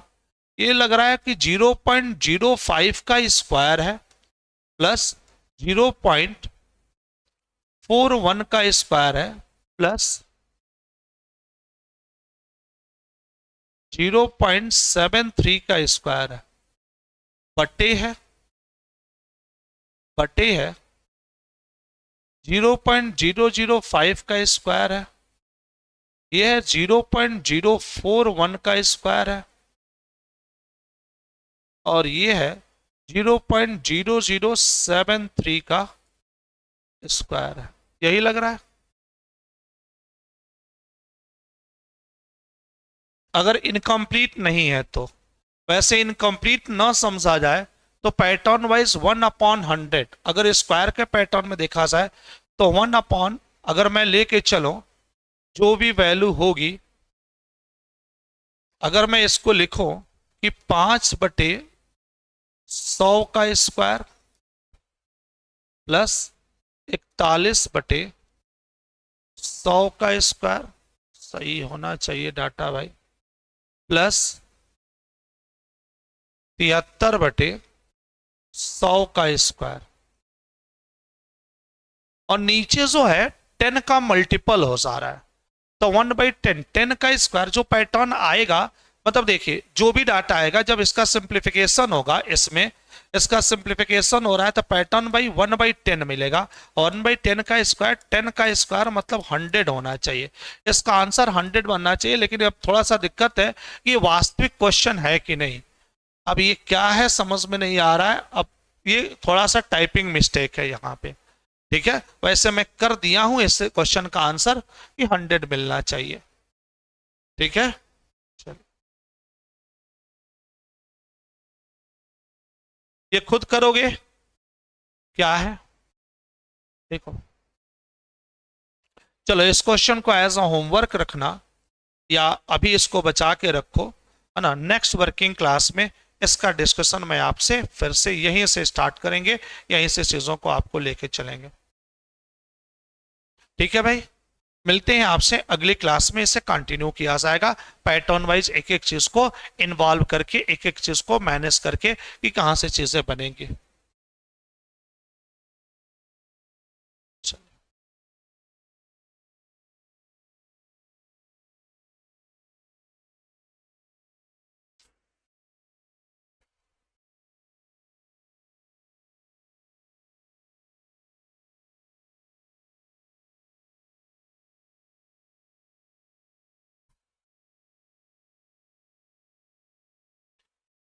नमस्कार साथियों, कल की क्लास में हम सभी ने यूपी पेट के कुछ बेहतरीन क्वेश्चंस आपके सॉल्व किए थे जो आई के पीआईक्यू पे डिपेंडेबल थे, और आज फिर उसी क्लास को आगे कंटिन्यू करता हूं कि क्वेश्चंस के लेवल, क्वेश्चन के मैटर आपको आसानी से मिल जाए और एक पैटर्न पे चीजें बन जाए।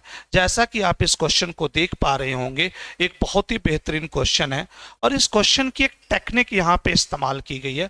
जैसे प्रश्न का जो पैटर्न है वह क्या है, वह है 0.05 का स्क्वायर प्लस है बेटा 0.41 का स्क्वायर प्लस 0.073 का स्क्वायर, डिवाइडेड है, भागा है, क्या है, भागा है।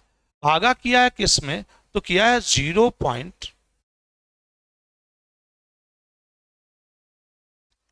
जो भाग दे रहा है वह क्या कर रहा है, तो 0,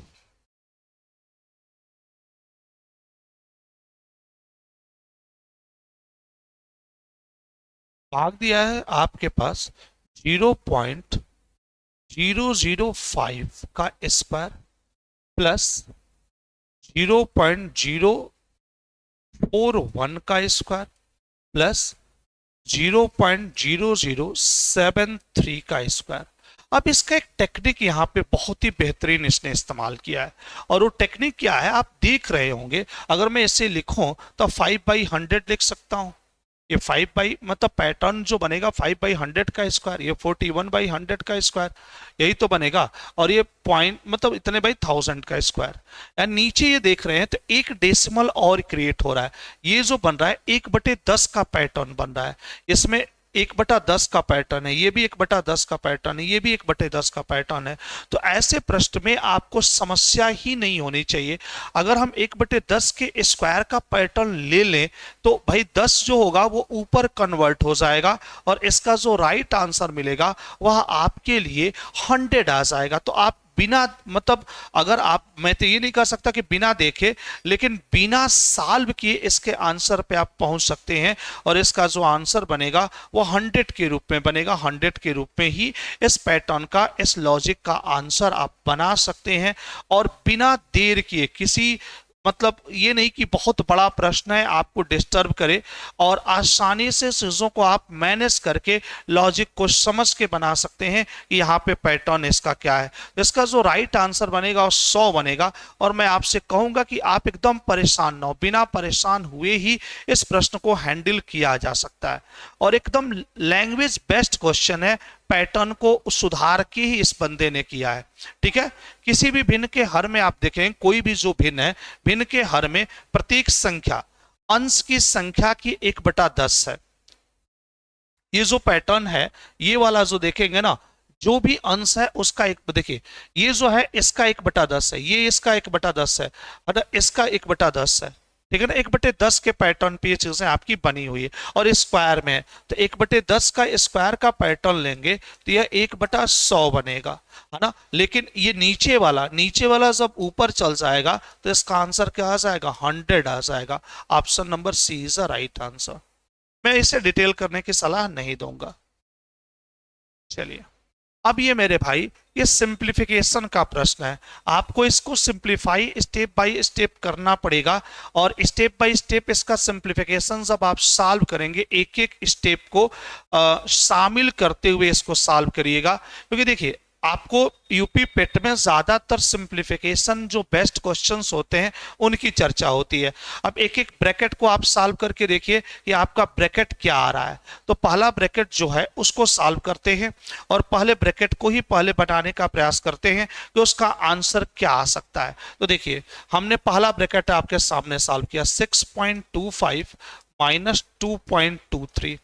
तो देखिए 25 में से ये गया तो आपके पास ये 0.2 मिल जाएगा और 6 में से 2 गया, कितना बनेगा, ये 4 बन जाएगा। अच्छा भाई, अगला स्टेप होगा 3.35 माइनस 2.23।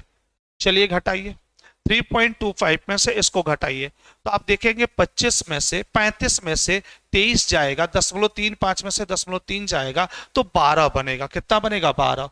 मतलब ये बनेगा 1.12। और तीसरा स्टेप है आपका 0.0016 माइनस 2.987। इसको सिंप्लीफाई करिए, ये माइनस में आएगा, इसका पैटर्न माइनस में आएगा। घटा के देख लीजिए 9854 के रूप में मिलेगा। इसकी वैल्यू जो मिलेगी, हाँ 9854, 2.9854। क्योंकि देखिए 7 में से 17 में से 6 चला जाएगा, जो भी आपका पैटर्न होगा 00 के पैटर्न पे, है ना। घटा के देखिए ये वैल्यू आपके पास आ जाएगी। अगर किसी को घटाने में दिक्कत होगी तो कहीं रफ वर्क कर लेगा, ठीक है, ऐसे घटा लेगा। 2.987 0.11 सॉरी 0016, यहाँ 0 ले लीजिएगा। 10 में से 6 जाएगा 4, ये बनेगा 6 में से 1 जाएगा 5, ये बनेगा आपके पास कितना, 8, ये बनेगा 9 और ये बनेगा 2। तो यही पैटर्न आपके पास आ जाएगा। तो ये आपकी ग्रुपिंग हो जाएगी। तो मैं कहूंगा कि आप इसको ऐसे ही हैंडल करिएगा, ज्यादा समस्या ना हो। अब आप देख रहे हैं कि एक जगह जो वैल्यूज आपके पास दी गई है, दोनों ब्रैकेट को आपस में जोड़ने को कहा है, इन दोनों ब्रैकेट को आपस में गुणा करने को कहा है, फिर घटाने की इसने बात की है, फिर घटाने की बात की है। मतलब मैं कहूं तो इनका पहले गुणा होगा 4.02 इंटू 1.12, फिर माइनस होगा 2.9854। तो चलिए 4.02 और इसका मल्टीप्लिकेशन करिए, है ना, इसका मल्टीप्लिकेशन करिए तो 4.5024 आ जाएगा। इसका मल्टीप्लिकेशन करिए 4.5024 आ जाएगा। आप इसका भाई 4 बार तो जाएगा ही, 12 से ही गुणा कर लीजिए तो चीजें आपको मिल जाएगी। ये 4524 के रूप में मिलेगा और इसमें से ये घटेगा 2.9854, इसका बेसिक मल्टीप्लिकेशन करके देखेंगे तो ये आपके पास मिल जाएगा। अब इसी को घटा लेना है आपको, इसी को क्या कर लेना है, घटा लेना है, तो एक राइट आंसर आपके पास मिल जाएगा। अच्छा, 4 में से 2 घटेगा तो 2 ही आएगा, ये तो क्लियर है।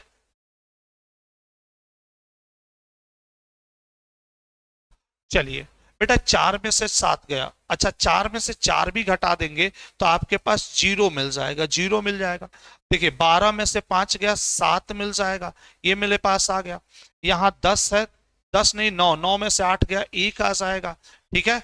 और वो बन जाएगा 14, 14 में से 9 गया, 5 आ जाएगा। तो मुझे जो आंसर मिल रहा है, देखिए 1.517, option number C is the right answer. तो इसका बेसिक कैलकुलेशन थोड़ा सा अच्छा है, बेसिक कैलकुलेशन कर लीजिएगा, गुणा और पैटर्न का क्वेश्चन है, ठीक है। आइए अगले प्रश्न में चलते हैं।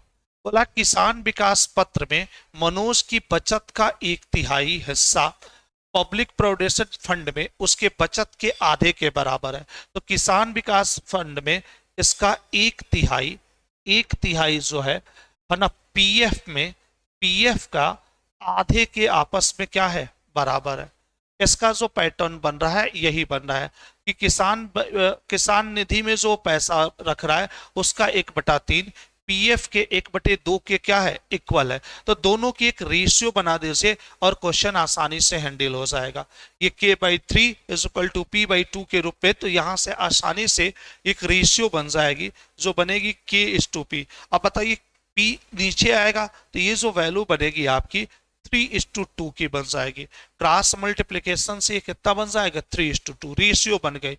अब उसकी कुल बचत दिया है, कुल बचत जो भी दिया है, कुल बचत आपके पास है, तो उसकी पब्लिक प्रोविडेंट फंड पीएफ की वैल्यू पूछा है। तो बेटा पीएफ का जो मान आएगा वह कितना आएगा, टोटल मान कितना है मेरे लाल, तो 150 पे 3 0 है, इंटू 2 देखिए ये वैल्यू जो बनी है, अगर किसान वाली है 3 तो पीएफ वाली 2 है, तो 2/5 का पैटर्न आएगा, 2/5 का पैटर्न। तो बेटा अगर इसे 5 से काटेंगे तो ये 3 बनेगा, 3×5 = 15 होता है। ये जो वैल्यू आएगी 60 आएगी, 60 पे 4 0, option number B is the right answer, है ना। 60 पे 3 0, 60,000 इसका मान आ जाएगा, जो कि आपके पास राइट और जेन्युइन आंसर मिलेगा, इतना पर्याप्त है। तो इस क्वेश्चन को ऐसे आप हैंडल कर सकते हैं, ज्यादा आपको यहाँ पे समय नहीं देना है। अगला प्रश्न देखिए, 7 क्रमिक संख्याओं का औसत 20 है, इन संख्या में सबसे बड़ी संख्या। देखिए अगर आपके पास 7 संख्या दी गई है, 3 4 5 6 7, तो औसत जो होता है एकदम बीच में बैठता है। तो देखिए एकदम बीच वाली कौन सी संख्या होगी, चौथी संख्या, चौथी संख्या 1 2 3 4 5 6 7, 3 इधर 3 इधर, तो बीच में एकदम औसत बैठेगा, यहां 20 बैठेगा। और क्रमागत संख्या, क्रमिक का मतलब क्रम से आने वाली संख्या, तो 20 के बाद बेटा 21 आएगा, 21 के बाद 22 आएगा, 22 के बाद 23, तो सबसे बड़ी संख्या 23 आएगी। सबसे छोटी पूछा होता तो पीछे आप 1 माइनस करते, 19 आ जाता, 19 में से घटता 18 17, ये बेटा बनती सबसे छोटी। ये क्या बनती, सबसे छोटी। लेकिन वो पूछा है आपसे क्या, सबसे बड़ी, ये क्या होगी मेरे भाई, ये बनेगी मेरे लाल सबसे बड़ी, ये बनेगी सबसे बड़ी। तो आंसर कितना हो जाएगा, 23, option number C is the right answer. ये आपके पास चलेगा, चीजें आप आसानी से बना सकते हैं, कोई भी समस्या आपके पास नहीं होगी। या एक शॉर्टकट ट्रिक बताता हूं, ऐसे प्रश्नों का एक पैटर्न मैं आपको सिखाऊं, शॉर्टकट ट्रिक बड़ी और छोटी क्रमिक संख्या में। आप करिए क्या, n-1/2 कर दीजिए। n कितना है, 7, 7 - 1/2 3। सबसे पहले अगर आपके क्रमिक की बात करें, क्रमिक संख्याओं की बात करें, तो मेरा एक शॉर्टकट ट्रिक होता है, n-1/2 कर देता हूं, तो 7 में से गया 6, 7 में से गया 6, आधा 3, है ना। औसत में 3 जोड़ेंगे तो बड़ी संख्या मिलेगी, और औसत में 3 घटाएंगे तो छोटी संख्या। तो बेटा क्या करते आप, 20 में केवल 3 जोड़ देते, आपका आंसर कितना मिल जाता, 23। मतलब इस पॉइंट को आप याद रखिएगा, पैटर्न वाइज चीजें आपकी बनेंगी, बहुत ही अच्छे लेवल पे ये चीजें आपको मैं यहाँ पे स्टार्टमेंट दे देता हूँ। आपको ऐसे प्रश्नों में करना क्या है, ऐसे प्रश्नों में आपको करना क्या है बेटा, n-1/2 टू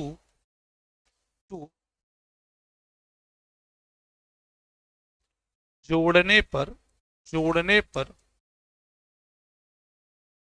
बड़ी संख्या व घटाने पर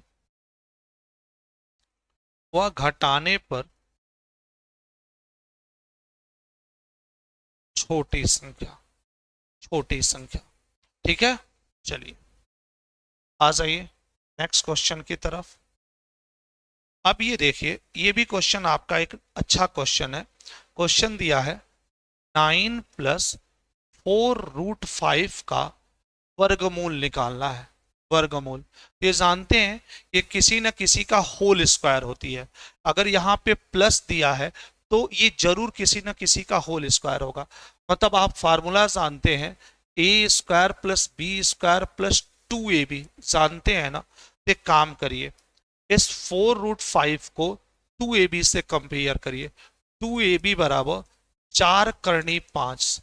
तो बेटा यहाँ क्या देख रहे हैं, 2 से कट के ये 2 बन गया, तो ab की जो वैल्यू होगी वो 2√5।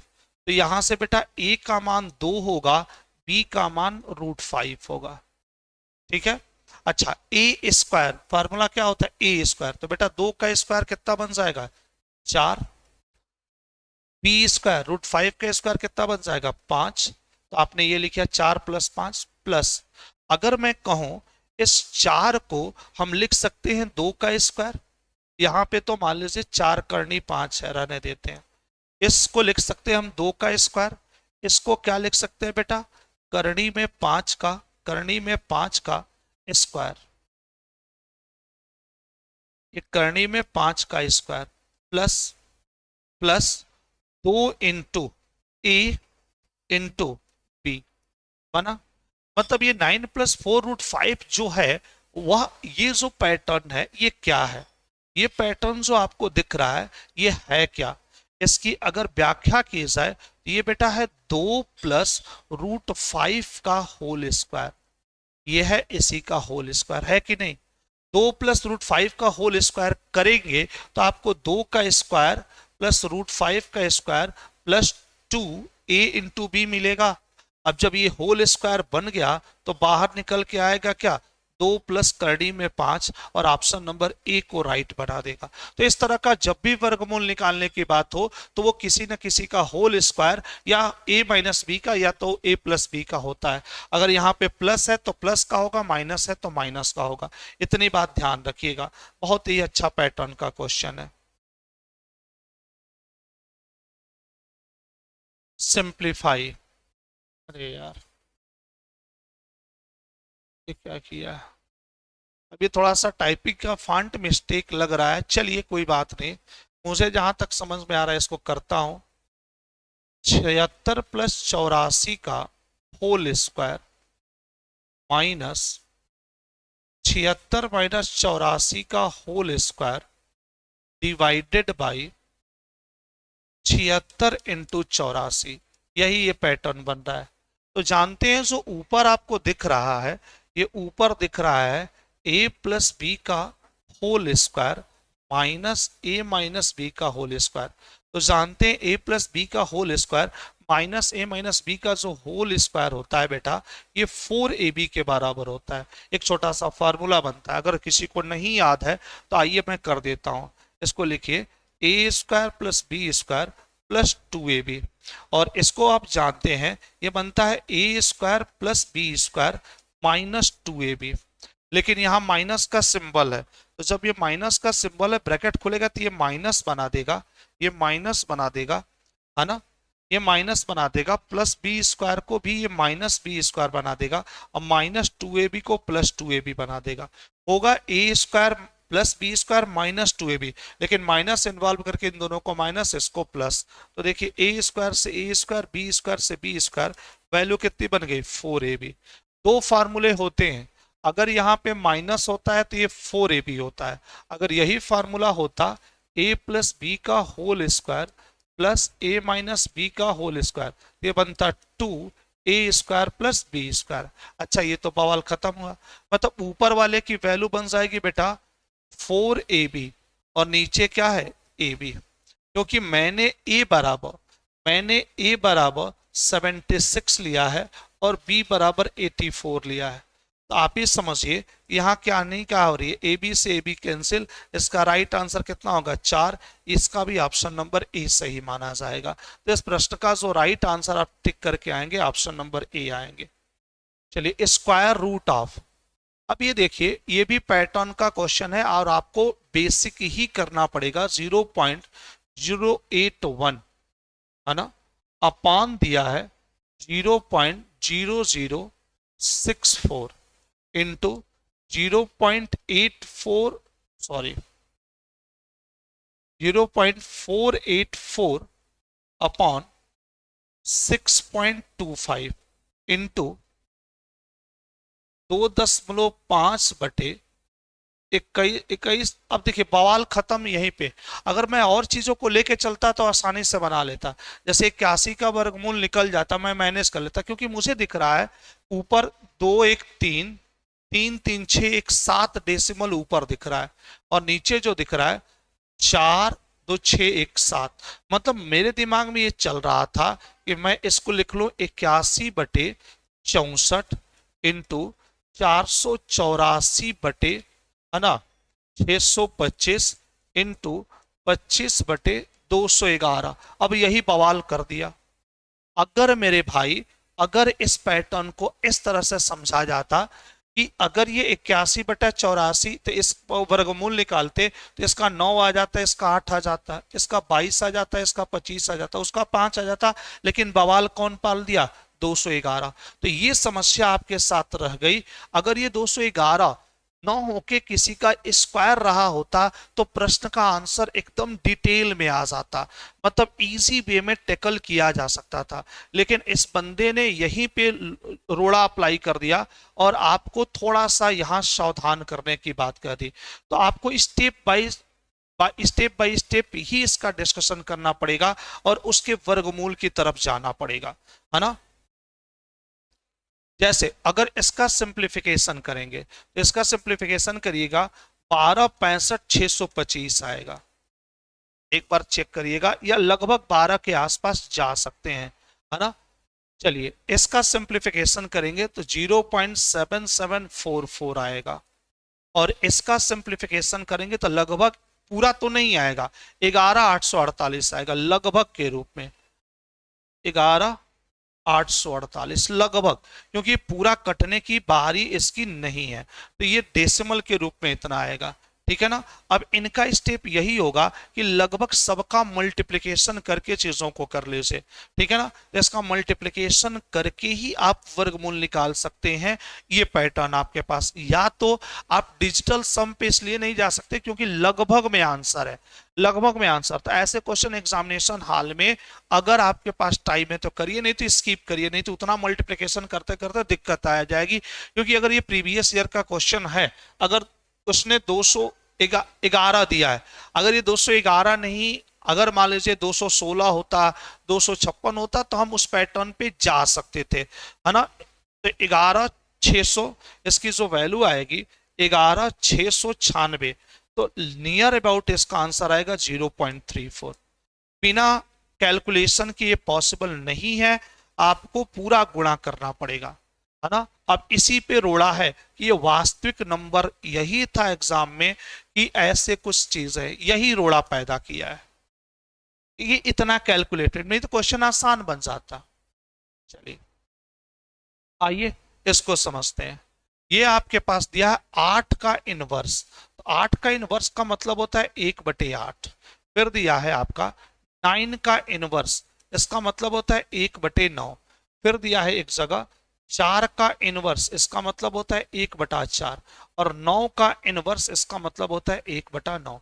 तो आइए पहले ब्रैकेट में क्या कहानी है, पहले ब्रैकेट में हम लिखना चाहें इसको लिख सकते 1/8 माइनस 1/9, और पावर के रूप में भी इनवर्स है, चलिए कोई बात नहीं है, भागे 1/4 माइनस 1/9, और ये पावर के रूप में भी इनवर्स है। तो मैं चाहूंगा कि आप पहले सॉल्व कर लीजिए।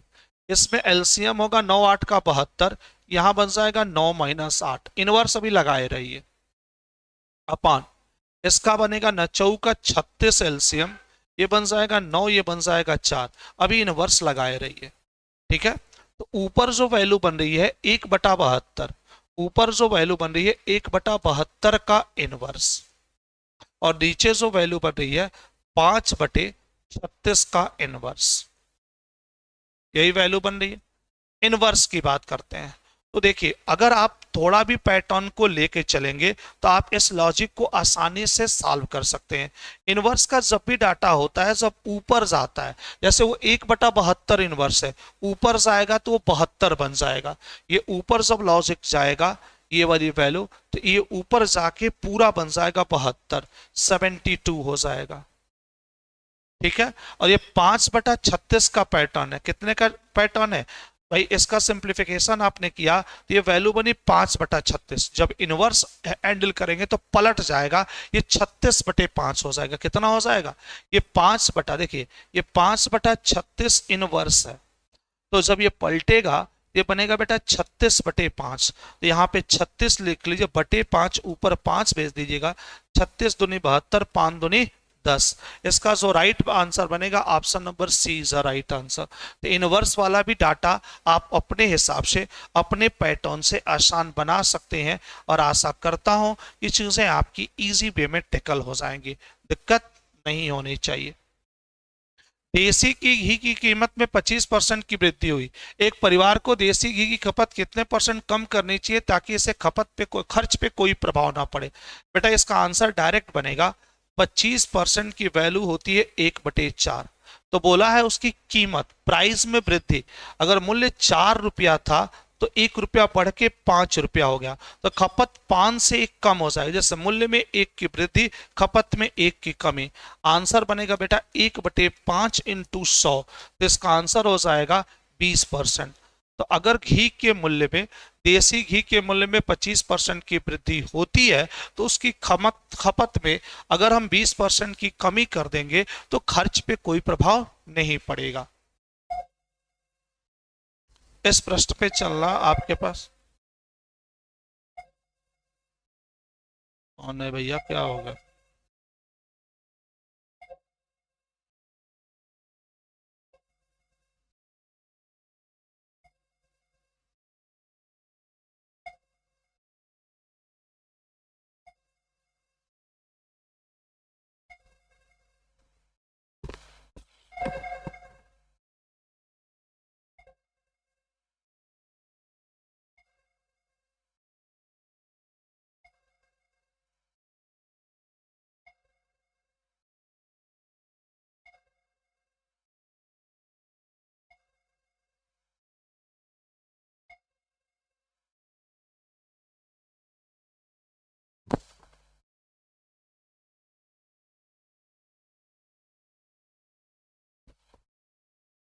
चलिए आगे चलते हैं बेटा। ये एक यूनिट डिजिट का प्रश्न है।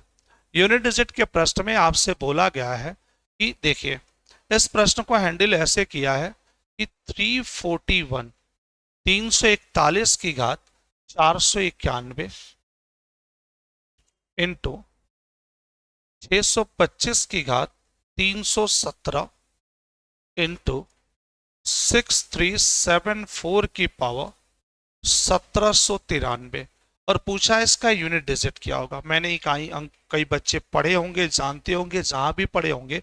बेटा इसका इकाई 1 है, इसका 5 है, इसका 4 है। तो आप जानते हैं 5 के साथ अगर सम संख्या, 5 के साथ अगर सम संख्या की डिजिट बनती है, 5 के साथ अगर इवन नंबर, क्योंकि यहाँ पे 5 है यहाँ पे 4 है, तो इसका तो आंसर हमेशा 5 आएगा। तो 5 के साथ सम डिजिट आता है तो 0। तो इस यूनिट प्लेस डिजिट का जो आंसर बनेगा वो 0 बनेगा। ये आपको 2 रूल पढ़ाया जाता है कि 5 के साथ अगर इवन डिजिट दिखता है तो आंसर हमेशा 0 यूनिट प्लेस पे आता है, और 5 के साथ केवल ऑड डिजिट दिख जाए तो आंसर हमेशा 5 आता है। तो 5 के साथ बेटा इवन डिजिट 4 है, तो इसका आंसर कितना बन जाएगा, 0 बन जाएगा। तो ये भी पैटर्न आपके पास है। अच्छा भाई इसमें आइए, ये 2 ग्रुप है, दिया है -27 इंटू -16 प्लस -27 इंटू -14। दो विधि है इसकी। इसको गुणा करेंगे तो प्लस बन जाएगा, इसको भी गुणा करेंगे तो प्लस बन जाएगा। तो अगर मैं ऐसे कहूं तो दोनों जगह माइनस है, इग्नोर कर दिए, 27 × 16 प्लस 27 × 14 बन जाएगा भाई। तो मैं कहूं दोनों जगह से 27 कॉमन कर लीजिए, 16 + 14, ये 27 ऐसे ही है। 16 और 14 का जोड़ कितना हो जाएगा? 16 और 14 का जोड़ 30 हो जाएगा, हो जाएगा। इसका मल्टीप्लिकेशन करेंगे 810 हो जाएगा। यही आपका राइट आंसर बनेगा। Option number A is a right answer. तो डिस्कशन ज्यादा लंबा करना नहीं है, इसमें पैटर्न से ही आपने पकड़ लिया। तो आप अपने हिसाब से चीजों को मैनेज करेंगे तो चीजें और आसान बन जाएंगी। आइए नेक्स्ट क्वेश्चन की तरफ फ्रेम करते हैं। आइए, यहां पे जो दिया है इस प्रश्न को भी समझिएगा, बहुत अच्छे लेवल का प्रश्न है। इन्होंने दिया है 0.04 का स्क्वायर डिवाइडेड बाई 0.008, है ना। इसको इन्होंने स्क्वायर नहीं दिया है, इनटू 0.2 की पावर 6 इज इक्वल टू 0.2 की power y। Left hand side का सिंप्लीफिकेशन करिए, एक स्टेप बढ़ा लीजिएगा, थोड़ा सा अच्छा लगेगा। 0.04 का स्क्वायर करेंगे तो ये 4 चौक का 16 होगा, लेकिन 2 डिजिट है तो ये 4 डिजिट बन जाएगा, ये 16 हो जाएगा। नीचे आपके पास 0.008 है, इंटू ये 0.2 की पावर 6 है, 0.2 की पावर y है। आप जानते हैं कि 8 दूनी का 16 होता है, ये तो 2 बार जाएगा ही, लेकिन ऊपर 4 डेसिमल है, नीचे कितने डेसिमल है? 3 डेसिमल। तो जब इसका सिंप्लीफिकेशन बनाएंगे तो ये 0.2 आएगा, 0.2 आएगा। तो ये 0.2, देखिए 0.2 इंटू 0.2 की पावर 6 इज इक्वल टू 0.2 की पावर y। ये वैल्यू बनेगी 0.2 की पावर 7 इज इक्वल टू 0.2 की पावर y। तो बेटा यहां से y इज इक्वल टू कितना आ जाएगी? 7। y इज इक्वल टू कितना आ जाएगी? 7। यही इस प्रश्न का राइट और जेन्युइन आंसर बनेगा। आइए अब इस प्रश्न को समझिए, इस प्रश्न को समझिए मेरे लाल, अच्छे से समझिए। दिया है आपको कि 1 का स्क्वायर प्लस 2 का स्क्वायर प्लस 3 का स्क्वायर डाटेड 10 का स्क्वायर बराबर 385। अब इन्होंने दिया है तो 3 का स्क्वायर प्लस 6 का स्क्वायर प्लस 9 का स्क्वायर डॉटेड कितने का स्क्वायर? 30 का स्क्वायर। कितने का? 30 का स्क्वायर। बेटा एक काम करिए, यहां से 3 का स्क्वायर कॉमन कर लीजिए, यहां बचेगा 1 का स्क्वायर प्लस 2 का स्क्वायर प्लस 3 का स्क्वायर, और ये डॉटेड कहां तक चलेगा बेटा? 30 है तो ये बन जाएगा 10 का स्क्वायर। और 1 से लेकर 10 के स्क्वायर का मान, जैसे 3 का स्क्वायर तो 9 हो जाएगा, और 1 से लेकर 10 के स्क्वायर का मान एग्जामिनर ने 385 दिया है, तो 385 इंटू 9 कर दीजिए, आंसर आएगा 9 पचे 45, 9 पचे 45, हासिल के रूप में 4, 9 अठे 72 और 4 76, हासिल के रूप में 7, 29 27, 27 में 7 जोड़ दीजिए, 27 में 7 जोड़ेंगे 34 हो जाएगा। एक ऑप्शन आपका बन जाएगा, option number B is the right answer. इस प्रश्न का राइट आंसर कौन बन जाएगा? बी बन जाएगा, जहां फिर आपको ज्यादा दिमाग लगाने की जरूरत नहीं पड़ेगी। आइए नेक्स्ट क्वेश्चन देखिए, इन्होंने कहा है हमसे कि 2994 बटे 14.5 बराबर 172, बराबर 172। ठीक है, चलिए अब आपको ये समझना है, आपको ये समझना है कि इन्होंने पूछा क्या है। इन्होंने पूछा है 2994, इसकी वैल्यू पूछा है। अच्छा भाई, जो दिया है उसको फ्रेम करते हैं। ऊपर देखिए 2994.45 की बात किया है, ठीक है भाई, कोई समस्या नहीं है। अगर मैं इस डेसिमल को हटा दूं, इस डेसिमल को हटाने का प्रयास करो तो क्या कंडीशन होती है? जैसे इसी प्रश्न की रूपरेखा जो गिवन है, जो गिवन है उसको मैं लिखना चाहूं तो मैं इसे लिख सकता हूं 2994 बटे 14 145 इंटू 1/10। इंटू 1/10, यही तो लिख सकता हूं, जिसका मान मुझे 172 के रूप में दिया है। अब देखिए ये दो डेसिमल, ये दो डेसिमल, डेसिमल सही लिखा गया है, कोई दिक्कत नहीं है। दो दो डेसिमल है, मतलब इसका मान जो है, डेसिमल हटा दो तो 2994/145 बन जा रहा है, 145 बन जा रहा है। ठीक है भाई। अब यहां से अगर चीजों को थोड़ा सा समझना है तो बटा 110 का मान, तो भाई इसका मान तो दूसरा कुछ आना चाहिए था। डेसिमल सही है क्या? अगर इसको देखा जाए 14.5, इस तो 17 के पैटर्न में जाए तो ये बनना चाहिए था 1720, लेकिन ऑप्शन में हमारे पास कुछ और दे रहा है। चलिए कोई बात नहीं है भाई, है ना।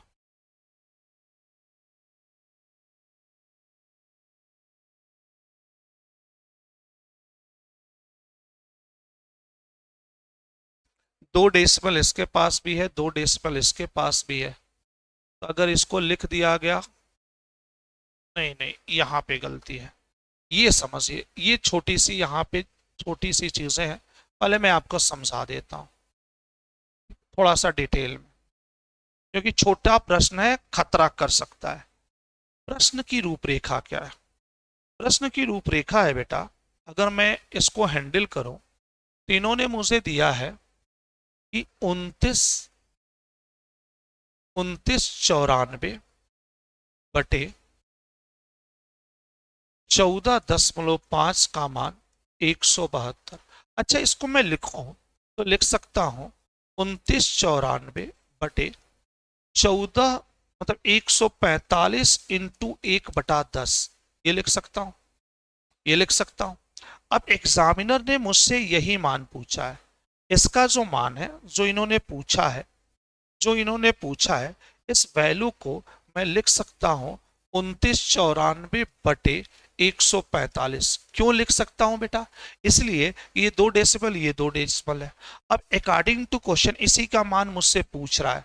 अब अकॉर्डिंग टू क्वेश्चन इस पूरे की वैल्यू जो दी गई है वह कितनी दी गई है? 172 दी गई है, और इसका मान मुझसे पूछा जा रहा है, इसी का मान पूछा जा रहा है। तो अगर मैं इसको ऊपर भेज दूं, जैसे ये 172 है, तो बेटा ये 10 ऊपर जाएगा, 10 ऊपर जाएगा, 2994/145 इंटू 10 इज इक्वल टू 172, ये 10वां नीचे चला जाएगा ना, तो इसकी वैल्यू निकालनी होगी, ये 10 डिवाइड हो जाएगा और इसकी वैल्यू कितनी आ जाएगी? 17.2। Option number C is the right answer. ठीक है, 1/10 का कॉन्सेप्ट था, 1/10 जो ये मान दिया था और जो पूछ रहा था वो डिफरेंस 1/10 का था, तो 17.2 इसका राइट आंसर आ जाएगा। चलिए, सबसे बड़ी 3 अंक की संख्या, तो 3 अंक की सबसे बड़ी संख्या कितनी होती है? 999। और सबसे छोटी 2 अंक की संख्या, 2 अंक की सबसे छोटी संख्या कितनी होती है? 10। डिफरेंस निकाल लीजिए, 989 बन जाएगा। देखिए कोई ऑप्शन है? 989, option number A is the right answer. अच्छा ये बताइए, अगर मैं √45 कहूं, जैसे √45 को बाद में समझे, जैसे इन्होंने कहा √49 - 1, तो बेटा 7 - 1, 7 - 1 का मान कितना होगा? 6, 6 होगा। क्लियर है? और √45, ये तो क्लियर है कि √45 का जो मान आएगा वो 6 दशमलव कुछ करके आएगा, क्योंकि आप थोड़ा सा भी कंफ्यूजन दूर करिए, 6 का स्क्वायर अगर मैं बात करूं तो 6 का स्क्वायर कितना होता है? 36। 6 का स्क्वायर कितना होता है? 36। तो भाई अगर मैं कहूं कि 36, 36 जो है स्मॉलर नंबर है, तो √45 की जो वैल्यू होगी वह 36 से क्या होगी? बड़ी होगी। या मैं ऐसे कह दो मेरे भाई, इसको भी अंडर रूट पहनाइए, कि √36 की जो वैल्यू होगी, √45 √36 से क्या होगा? बड़ा। मान मत निकालिए, लेकिन करणी में 45 का मान करणी में 36 से बड़ा ही होना है, दोनों में रूट लग गया तो। अब इन्होंने ऑप्शन दिया है, पहला ऑप्शन दिया है, इसमें पूछा है कौन सा बड़ा है, कौन सा बड़ा है, और इसका मान आपने जो निकाला, इसका मान 6 आया, 6 मतलब 36, तो √45 √36 से क्या है? बड़ा है, तो ऑप्शन नंबर कौन हो जाएगा? ए। √45 इज ग्रेटर देन √49 - 1। यदि x और y सह अभाज्य है तो उनका एलसीएम, देखिए दो को प्राइम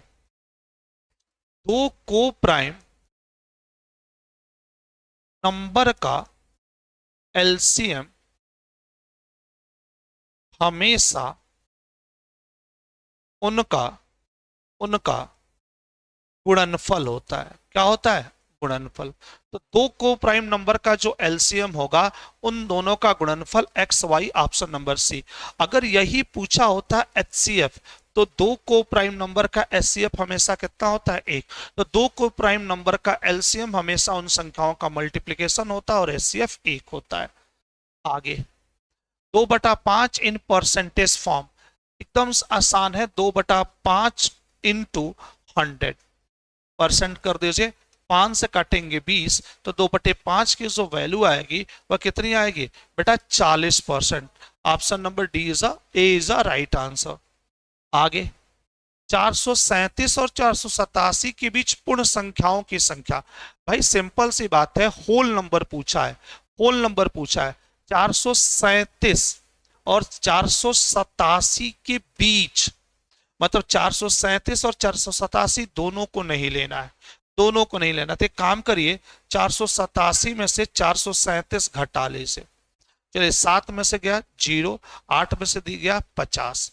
अब यहां पे चीजें ऐसी समझनी है। मैं कहूं अगर आपसे कि 1 से 10 के बीच कितनी संख्याएं हैं, तो आपने कहा 1 2 3 4 5 6 7 8 9 10, टोटल 10 होता है। तो 10 में से 1 गया, 9 आया, लेकिन ना 1 को रखना है ना 10 को रखना है। मतलब यहां देखा जाए तो टेबल कितनी संख्या? 8 संख्या, 1 2 3 4 5 6 7 8। तो 9 में से 1 घटाएगा तो 50 में से बेटा 1 घट जाएगा। ये 20 पूछा है तो कितने संख्याएं होंगी? 49। कितने संख्याएं होंगी? 49।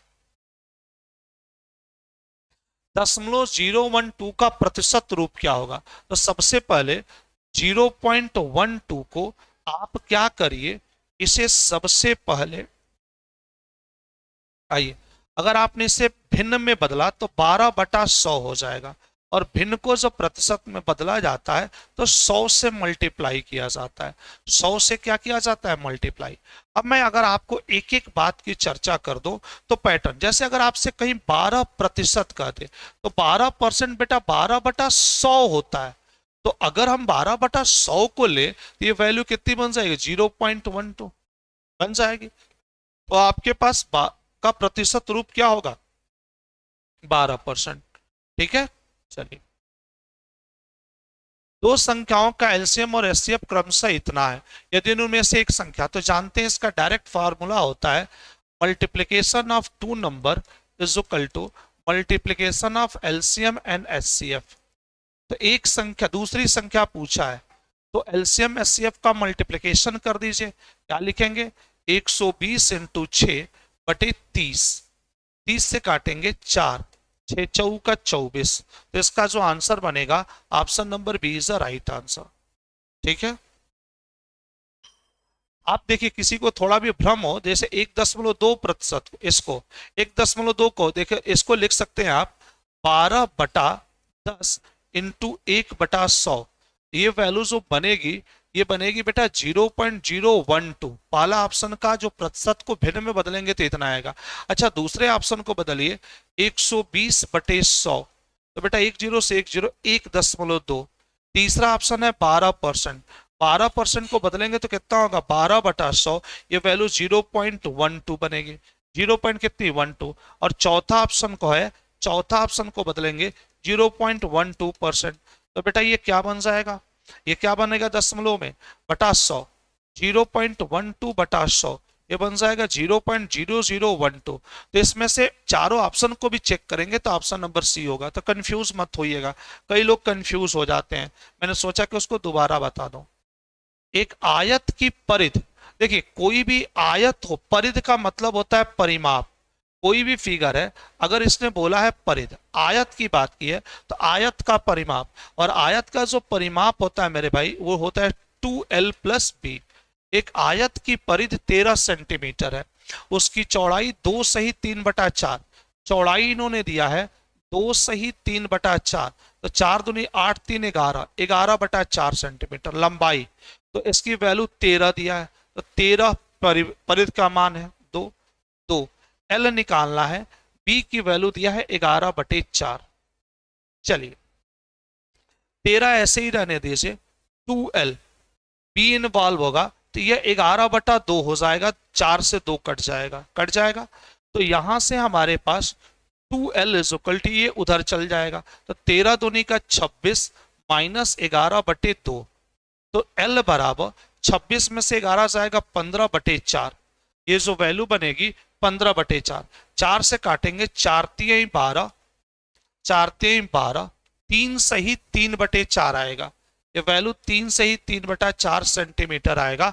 Option number C is the right answer बन जाएगा। पैटर्न वाइज चीजें चेक करेंगे, आसानी से आपको मिल जाएगा, ज्यादा समस्या नहीं होगी। आइए नेक्स्ट क्वेश्चन की तरफ बढ़ते हैं। अगला क्वेश्चन आपका क्या है? अगला है 1 का स्क्वायर 1 है, 11 का स्क्वायर 121, सब जानते हैं। 11 तो इतने का स्क्वायर क्या होगा? भाई इतना प्रपंच करना नहीं है, चुपचाप स्क्वायर निकाल लेना है। देखिए 111 का स्क्वायर 111, ये बताइए ये 100 से कितना बड़ा है? 11। तो बेटा 11 का स्क्वायर होता है 121, तो केवल 21 लिखिए, इस एक को बचा के रखिए। अब 111 में 11 जोड़ दीजिए, 111 में 11 जोड़ेंगे तो 122 होगा, और ये जो बचा के रखा था एक वो जुड़ जाएगा, 121 सॉरी 122, 111 प्लस 11 122 और 123, ये वैल्यू बनेगी 123 21। चुपचाप आप डायरेक्ट डाटा निकालिए, पूरा भ्रम में होने की कोई फायदा नहीं है। तो मेरे भाई ये रहा यूपी ट्रिपल एससी के पेट के पीआईक्यू जो मैंने पूरा करा दिया है। अब इसमें कुछ पैटर्न के क्वेश्चन होंगे और भी पेपर होंगे, उनको मैं आपके साथ डिस्कशन करता हूं। मिलूंगा आपसे अगली क्लास में। जय हिंद साथियों।